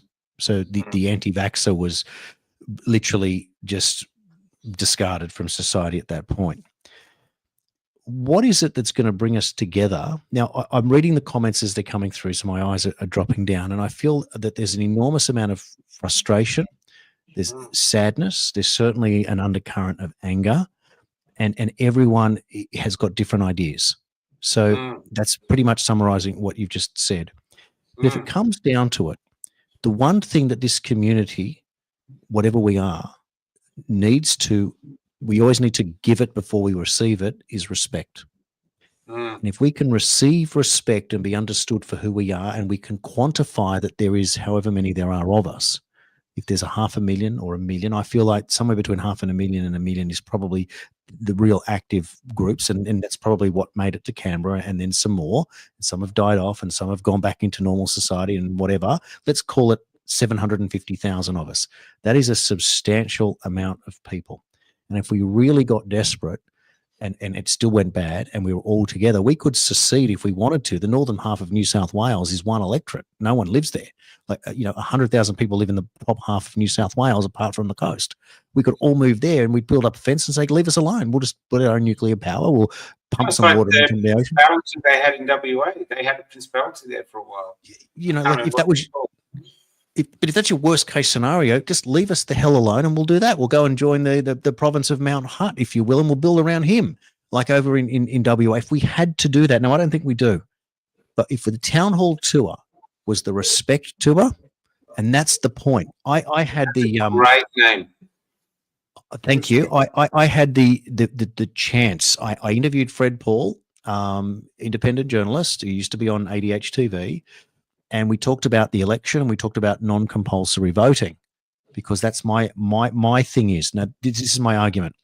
I believe that we shouldn't have compulsory voting in Australia unless all political candidates have a level playing field to present their arguments. But you can't exclude third parties and mock them and say they're not credentialed and then have compulsory voting, because that's deliberately misleading. That borders on fraudulent, because it's not a true representation of what's going out there. And for the AEC to say, oh, those people don't count, well, that's election interference one way or another. So we're either all in and we all get a platform on the ABC and all of these government-funded things, because we're taxpayers too, or we go non-compulsory voting, and then the people that don't care, don't have to care. And then we go that way. And it turned out that I posted it on X, and Derryn Hinch wrote a comment underneath it. And I'm like, wow, is that really Derryn Hinch? I looked at it, 89,000 followers. That's Derryn Hinch. So underneath I wrote, and I said, would you be interested in an email? And I didn't hear back for 8 days, and a notification popped up and I read it, and he put his email address. And I sent an email with my phone number at the bottom. And an hour later, my phone rang. Hello, it's Derryn Hinch here. I'm like, holy shit. Derryn Hinch has rung me to be on an interview. Now, we arranged an interview on the spot, and look, he's watching my show with this background and this microphone, and after he agreed to the interview, he said, so where would you like me to go? Which studio? Can you believe that? That's how impressed he was. And I said, Derryn, you just do it from your study or your living room, and he did it from his lounge room and his unit. And I tell you what, people were saying, I was so excited, because that's a big deal, right? 60-year journalist. That's huge. That's huge. Getting there is huge. 3 years as senator and 3 times. Not as big as Kamal, but it's getting there. Not as big as Kamal, but close. But and twice got locked up for naming bad people for contempt of court, right? No, kidding, He told me about times behind bars when he was quite scared for his life. He told me about how much he loved being a senator. He told me about the things that he tried to achieve, and he told me about all sorts of stuff. He also told me that he took 7 jabs. And so I said, Derryn, I understand you took 7. I have watched your interviews during the COVID period about what you thought. But I said, with all due respect, I want to tell you something about me. And I told him about my mother being a nurse and getting this particular cancer, and realizing that the 4 triggers for cardiac angiosarcoma, one of them was a live flu vaccine, high copper, low zinc, and root canal, all normal things. But the live flu vaccine combination is a trigger. I looked it up. I got the studies. And then I said, that is why I was a little bit skeptical of vaccines at that point, because they cost my mother her life. And then I explained to him a whole bunch of other statistics, including how the government change now don't recommend it for healthy kids. And I went through all of these facts for 15 minutes. And at the end of it, he looked at me and he said, I don't still regret taking my 7 jabs, but your point is taken. And I thought, wow, I have convinced man.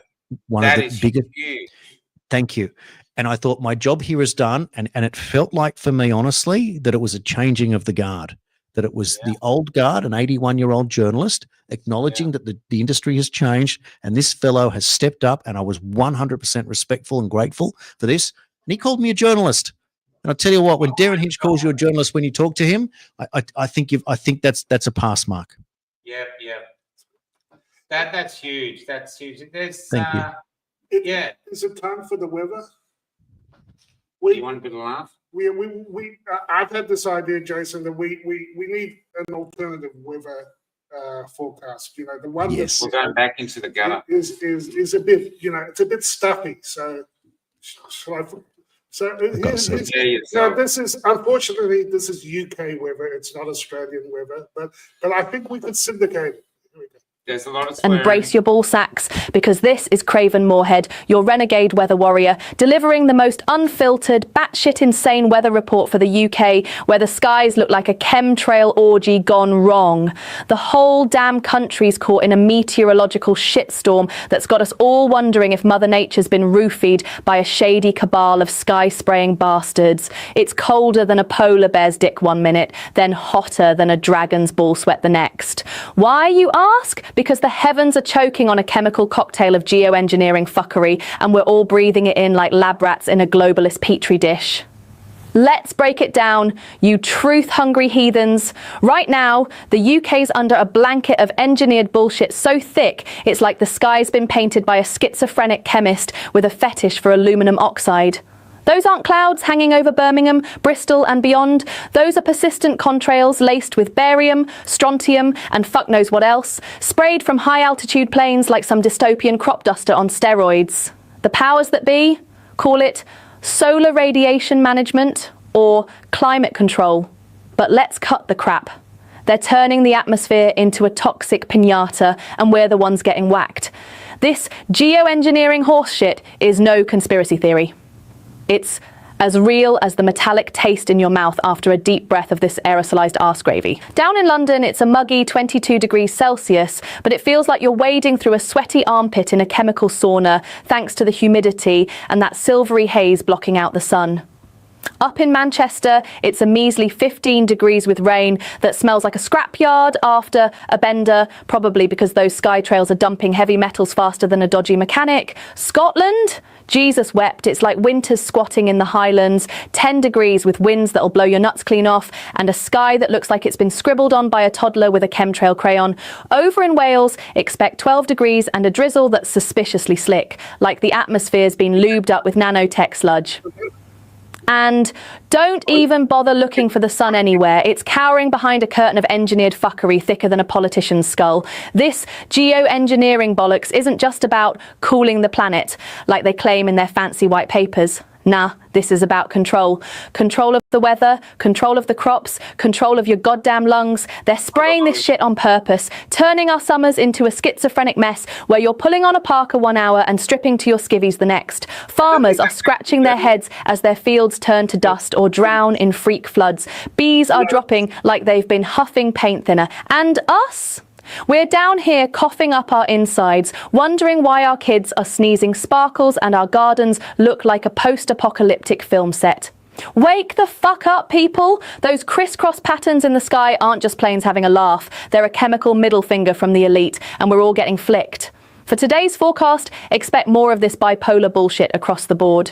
In the southeast, Kent's getting a dose of patchy drizzle that's probably laced with enough nanoparticles to make your dog glow in the dark. Up north, Newcastle's stuck at 16 degrees with a fog so dense it's like the sky's chain smoking. Over in Northern Ireland, Belfast is shivering at 13 degrees under a blanket of chemically induced clouds that refuse to fuck off. And if you're planning a barbecue anywhere, good luck. You'll need a flamethrower to cut through the haze and a priest to exorcise the demons running this weather racket. This has been Craven Moorhead, your weather prophet of truth, screaming into the void while the Met Office sips tea and pretends this is all normal. Grab an umbrella, a gas mask and a megaphone, because it's time to call out this sky-shitting insanity. Check the skies, check your balls for courage, and don't let these geoengineering wankers pull the wool over your eyes. Back to you in the studio, you corporate shills, probably sipping champagne with the same bastards spraying our skies. Fuck 'em all. And please remember, if you watched it and you liked it, share it for others to... What do you think, Jess? How good is that? I remember a weather forecast back in the day. I'm holding my cricket ball right here. Was when you heard the 12th man and it came up with typical stinking fucking hot day here in Bombay for the opening match of the series. That was it. The 12th man. I can't believe we used to go to places. People have had that record on non-stop. There's just going back to what you said though about how you get to interview the Prime Minister. Do you know another way that it might happen is simply numbers. Because people are just leaving MSN because it's simple, they've lied and they just can't bring themselves to tell the truth. And that's all the people want. And it's not saying that we have the truth, but we call out the bullshit where we see it. And at least we're looking for the truth. We're trying to understand it with the bits of information that we get from above. But they're not. They're just getting caught after lie after lie. Recently, I think they were saying the hospitals are overrun, and we can get nurses and go, no, they're not. So it's just a lie right there. And that's how they're losing people. The only ones probably watching it now are the really old people who can't figure out how to switch off their big white screen TVs. I just leave it on channel 9. I don't know how to use it. But it's really interesting watching the change, because it's a film called Moneyball with Brad Pitt, and I see us as the same. See, you're basically changing the game, and like what Derryn's recognised it. I've had other journalists tell me the same to me, even though I don't feel like one.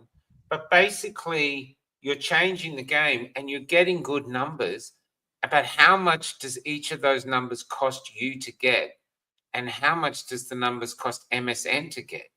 Because the project in its last months was only getting 10,000 people a night, you know, and they've got 3 hosts that they're paying, all the crew that they're paying, producers and everything. We're sometimes getting better than that. And we've got a laptop, a webcam, a microphone, and a hunger to talk. Yeah, that's it. So this is another way, and I think bit by bit, as the numbers come across and we get better at this is why people are watching. They're interested in watching us develop. As we get better at this, we will have an effect on a future election, and that's where it'll change. The Labors and Liberals will go, we've actually got to talk to them. Yes. Otherwise, we'll lose seats. Eventually, because at the end of the day, that's the only thing that matters, isn't it? Is absolute power. Now, yeah. a couple of points I think are worth making. I don't understand. That's right. Oh, look at that beautiful Derryn. Just Derryn Glenn. Why do you think the government wants to ban kids from social media? Because they don't watch MSN now, and they're losing control of the narrative. Derryn, you look about 16. Thanks, brother. That's a great comment. It is a very good observation. 40. I'm so old now. Everyone looks 16. But that's true. Yeah, it's a great comment. Great observation. Look, we have a problem that I call black pill cancer. That we want to call everything out that's gonna kill us, that's gonna hurt us. And I know Roland Crystal said it the other day at the great guy. You watching Roland? Awesome man. At the summit, he said, once you go down the rabbit hole, don't go down again. Don't stay there. Get out. You can't know anymore. You already know it, but you've got to take time, to paraphrase, to smell the roses. It's very important that you do. And when you are energized and you are healthy and you are vibrant, that is water off a duck's back. Now, it still may come. Like, well, there you go. See? Good on you, Derryn. I'll have what he's having. Good on you, Derryn. Unreal. But when you realize that you have to have a positive outlook and you've got to look for the real positives in it, it changes you. And what it does is it's kind of like it's attracting with honey. you're going to attract more people with a positive outlook than you are with, oh, the whole world's fucked, don't worry about it. No one wants to know that. Certainly not the ones that are living in denial. And so our job is to get out of the silo, and it's to reach into the mainstream and pull more people and say, hey, have you thought about this? That is exactly what the Epstein files are doing. For the very first time, it's not the Pizzagate hunters that are talking about Epstein. It's the people that refuse to talk about Epstein for the last 10 years. Yeah. I have the same response to everyone who comes out and goes, Trump's a pedo. I go, okay, he's the only pedo that ever lived. So just explain to me this. What was Pizzagate? Where was the source? What is Frazzle Drip? What is adrenochrome? What is MK Ultra? Show me your review of The Sound of Freedom. Tell me about Laura Silsby and the 35 kids that Bill Clinton, after she got arrested with 35 Haitian children without documents, and President Bill Clinton went down and rescued her and brought her home. Tell me about the 35,000 kids that Clay Higgins talked about last week and the 800,000 kids that are still missing, according to Tom Homan. Why do you only care now that you can smell Trump blood in the water? Shame on you. But the thing is, you're talking about it. And that is exactly what the trick was. And I maintain it because I tell you what, the people that ran the Epstein operation were the same spy agencies that are now in the frame for Russiagate, the CIA, the police, the FBI, and of course it's going to go around the world. And it's going to come because if that stuff was lost or deleted or manipulated, that came from a corrupt previous organization. But there are other people that have got hold of that intel. And I will bet London to a brick that Mossad has the same intel that we can't find at the FBI. When push comes to shove, public enemy number one, Netanyahu, who happens to be the political rival and opponent of Ehud Barak, who was the head of Mossad, who was the one that used to visit Epstein in his New York mansion, when push comes to shove, Bibi Netanyahu may have to hold up and go, oh, you want the Epstein stuff? I got it right here. I've had it all along. That's what you're looking for. Meanwhile, Ghislaine Maxwell's just dropped 100 names to Todd Blanche. This thing is changing so fast, and everything is a plot twist. If you can pull off a ceasefire in Gaza, Netanyahu will be judged by his own people just as badly as anyone else for heavy-handedness, but at the same time, there's no hostages that have been returned. So what's he meant to do? If I was kidnapped, I'd want my country to fight to the very end to get me back. So I don't know where they take a side and they want balance. But how do you justify it? What is the extreme there? Now, I'm not apologizing for Israel, and I'm certainly not apologizing for terrorists. I think Palestine's doing a better marketing job.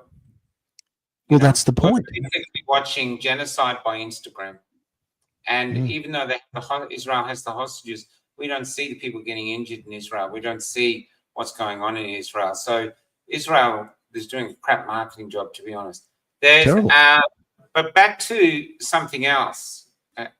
With us and with the movement that we have, we've been kicked out.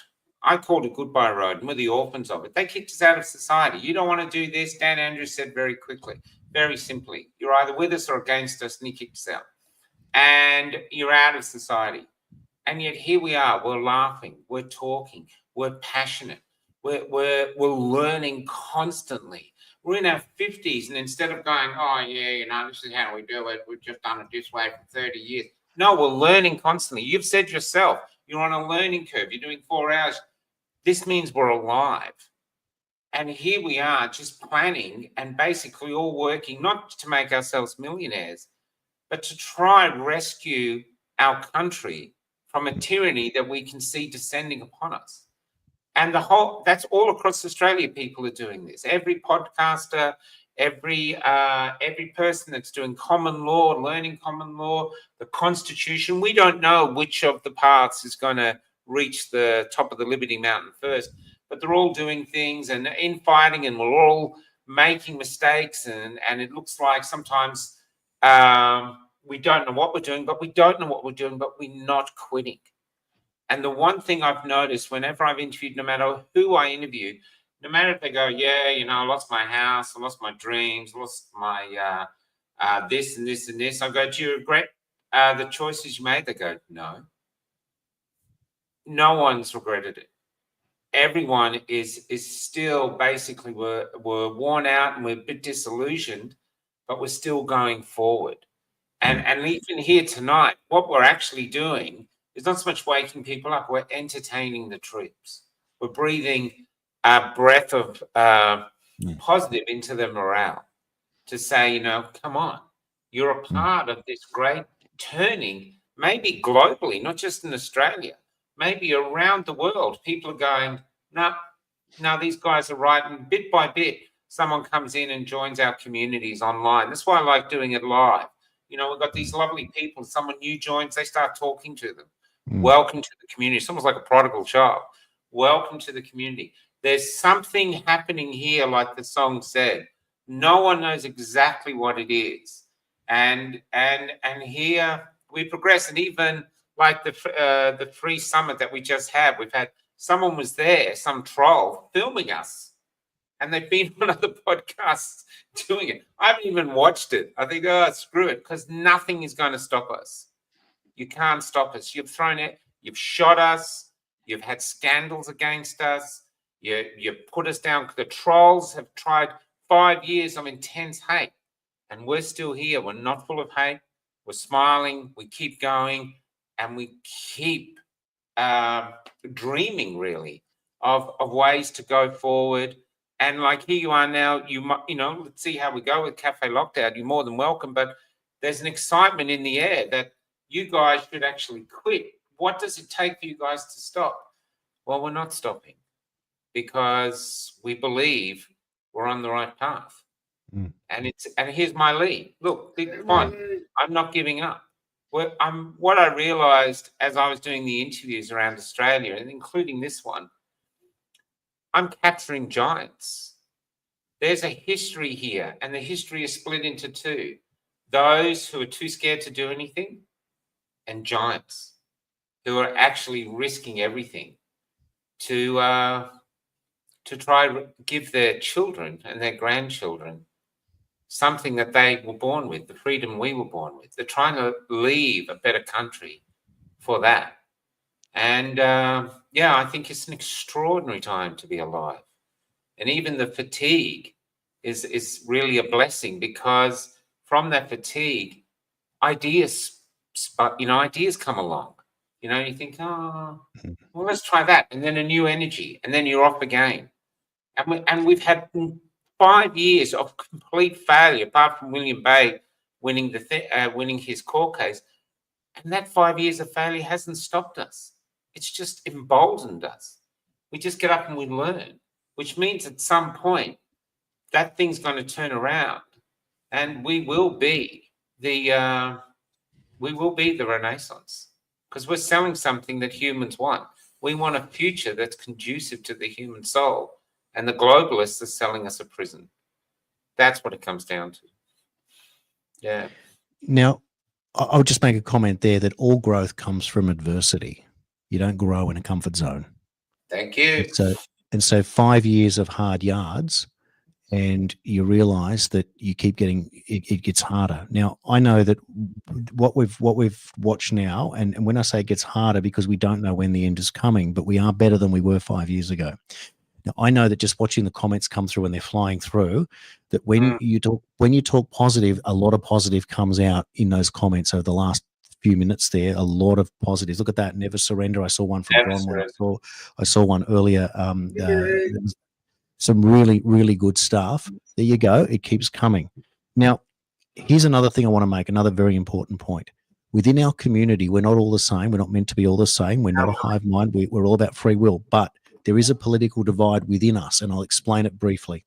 There are the idealists, and most of the people watching here are idealists because you have your principles, truth is on your side, and you don't want to compromise when you know you've caught bad people out. However, we are not in a world that you can be an idealist, because in politics you can only get 10% on and up through idealism. That's all you'll ever get. That's just how it is. Politics is 51-49, and it's a blood sport. But 51 beats 49 every single time. So how do we bring that together? So therefore, you get introduced now to another component of our movement, which are the pragmatists. Now, that's something that I'm in. I'm a pragmatist. Lefties generally are pragmatists, do whatever it takes. Machiavellians, that's where that idea comes from. On the far extreme at the other end, in left-right politics, they're called the born to rule. People like Alex Hawke and the Liberal Party, they just believe that they were born to rule. The way that he kicked Novak Djokovic out for the tennis based on the fact that he thought someone might get vaccine hesitant. Meanwhile, they got a hammer standing over every single Australian, but Novak comes in to win the tennis, sitting at the other end of a court, can't give anyone COVID, but we won't bring him in because he might create vaccine hesitancy. Well, mate, Alex, we already decided we're not taking it, so get stuffed. Like, can you believe it? That's a born to ruler. So in our movement, we have idealists, we have pragmatists, and we also have extremists. Now, an extremist, if you want to identify, might be someone who is anti-WEF, anti-WHO, anti-UN, anti-climate change, anti-vax. Now, that's great to be all of that stuff. The problem is it doesn't get any support to get votes to win people into Parliament. And what I'm going to say is, I'll just say one name, Ricardo Bossi. Can't get 1.5% every time he runs. Can't get it. That's the extremist. So what I'm trying to say is our approach politically is different to our approach when we talk, when we do town halls. And that's why I'm saying that if you had a respect movement, which technically would become a union of all of us together under a banner, what do we want? We want free speech. We want to be respected. We want to know that we have bodily autonomy. We want to know that we have opportunity for ourselves and for others, and we also want to know that no one's going to take our shit off us for any purposes to give to anyone else. That's a pretty basic place to start. And when you do that, you realize that we can fight for that and we can build from it. And then we want to protect, and we want to rediscover our identity. We want to protect it, and we want to know that this Constitution means something again. And if we're going to have to play Australia Act, and we're going to have to play this corporate constitution that everyone gets confused about, and Rennick got a very good argument that will get a lot of people sorted, because most people are confused by it. And then we come out and we go, well, maybe we can look at the whole idea of a new head of state that we vote for, and that would change things without having to change the government. Because you imagine if Julian Assange was president and he goes, Albo, you're out.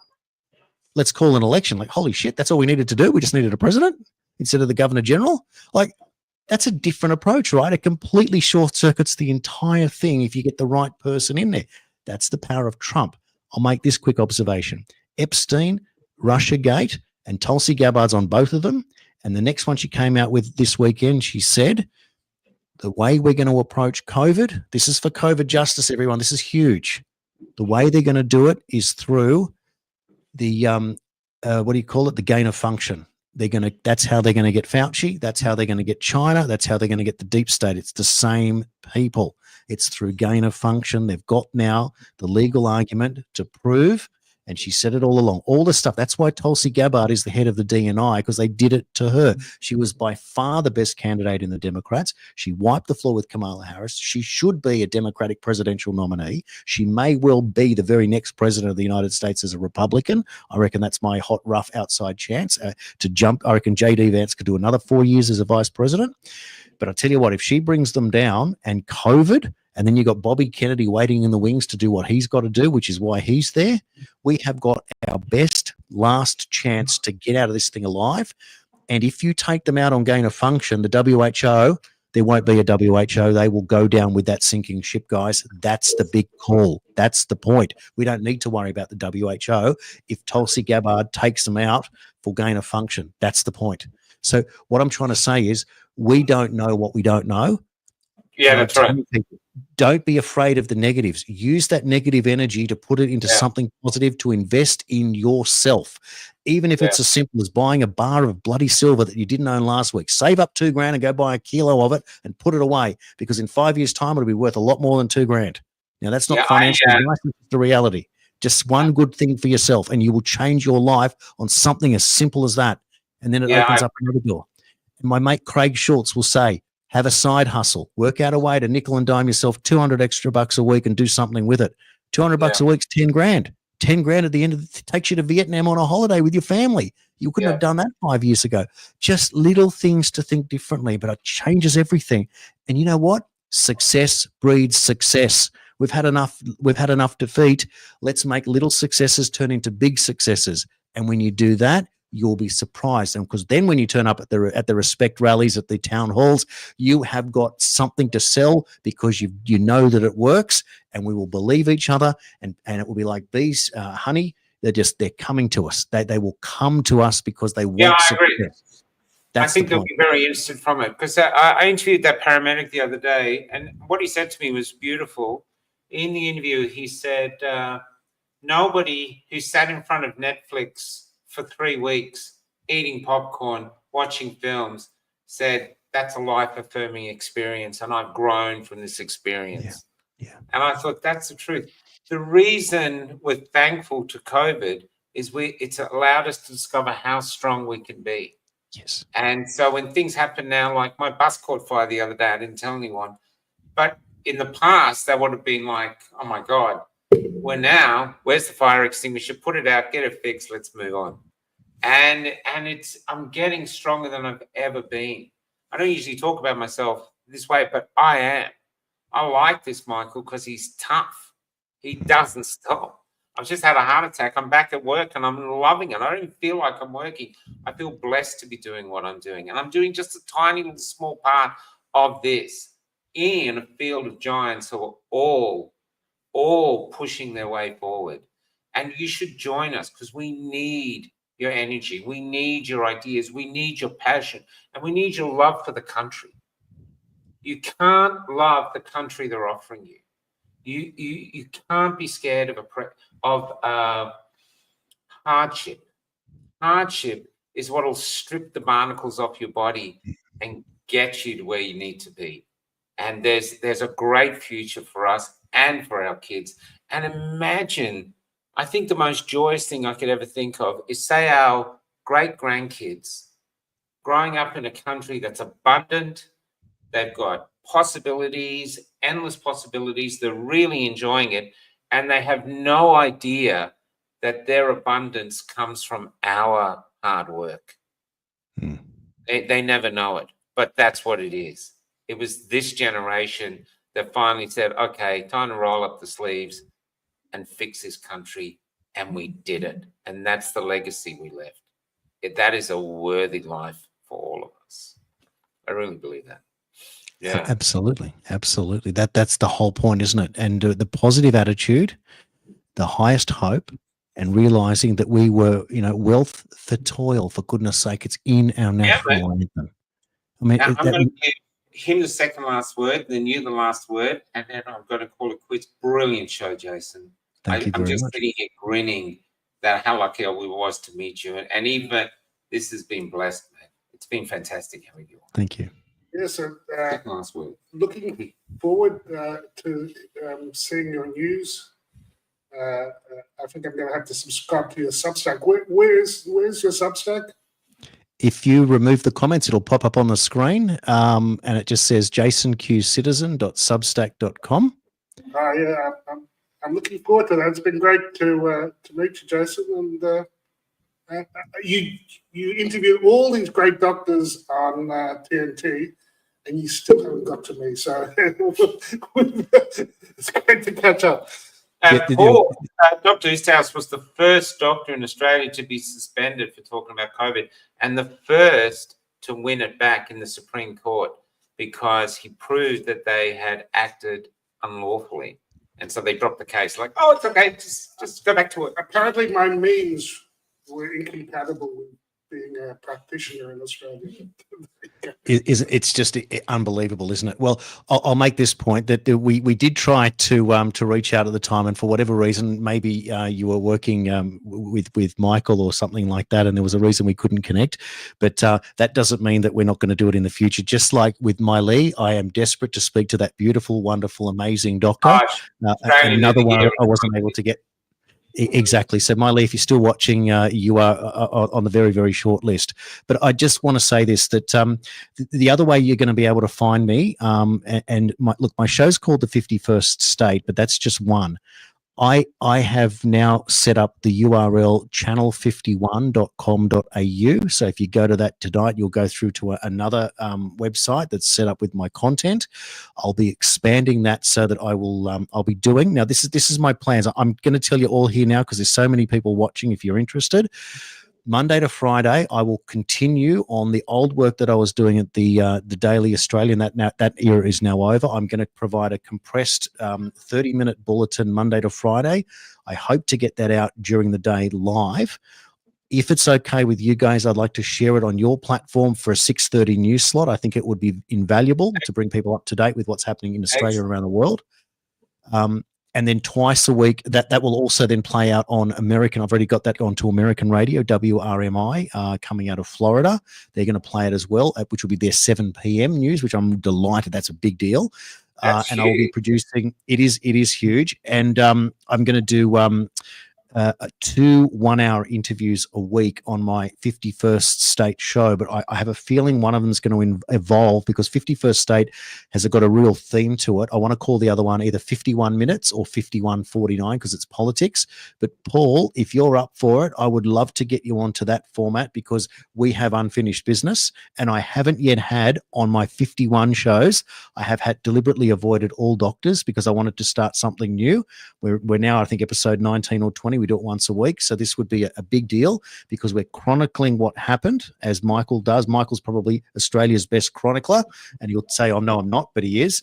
But that's the point because we've got a lot of history to get down in what we're doing. So that's where I'm going. But the point is to the audience that are watching that are here so far, this is all about you. We serve you at what we're doing. It's a service to community. Don't feel bad if we say that we have to professionalize. That's because we are competing with the professionals, and we're going to do the best that we can.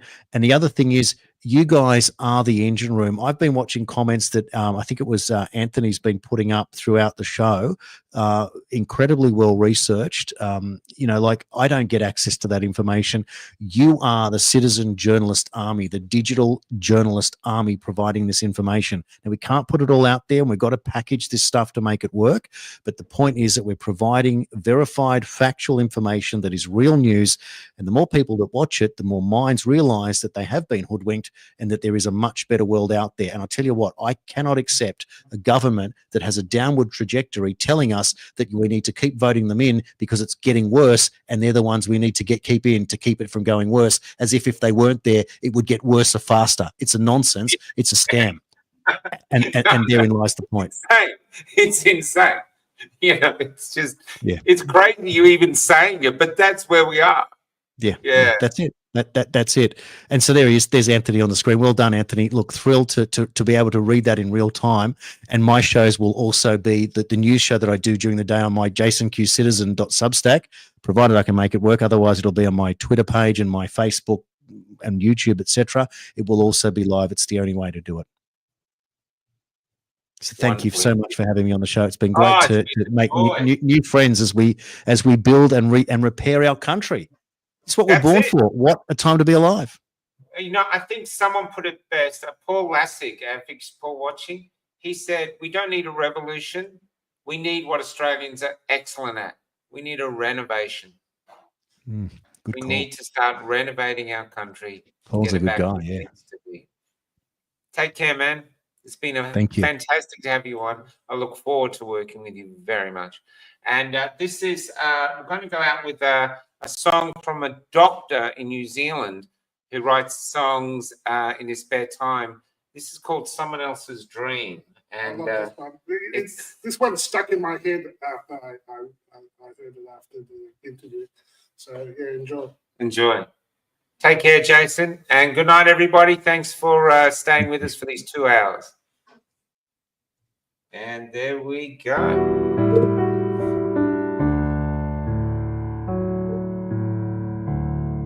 There is nobody there, nobody left to care. Gone with the penny arcade, where we spent our childhood days.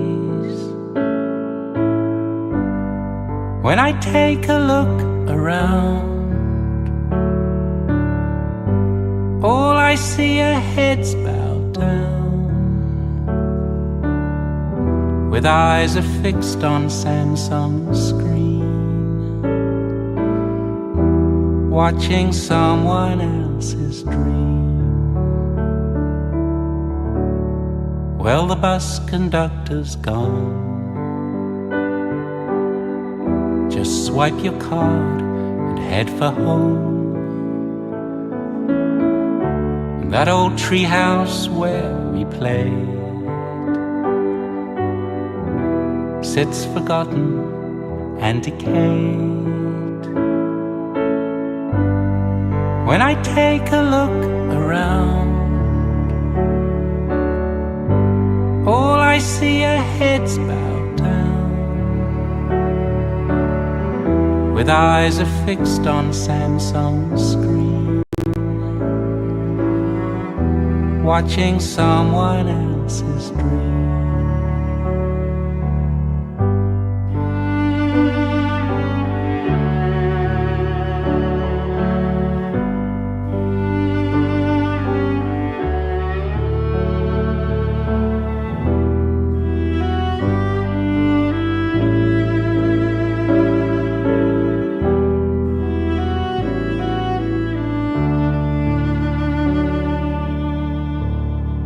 So no more the penny arcade,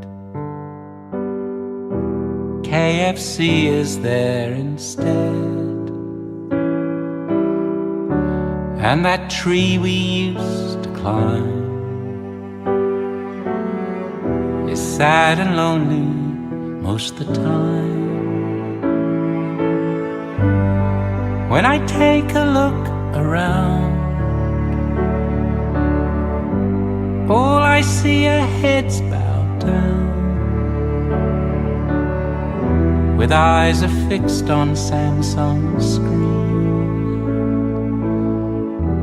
watching someone else's dream. And when I look around, all I see are heads bowed down, with eyes affixed on Samsung's screen, watching someone else's dream, watching someone else's dream.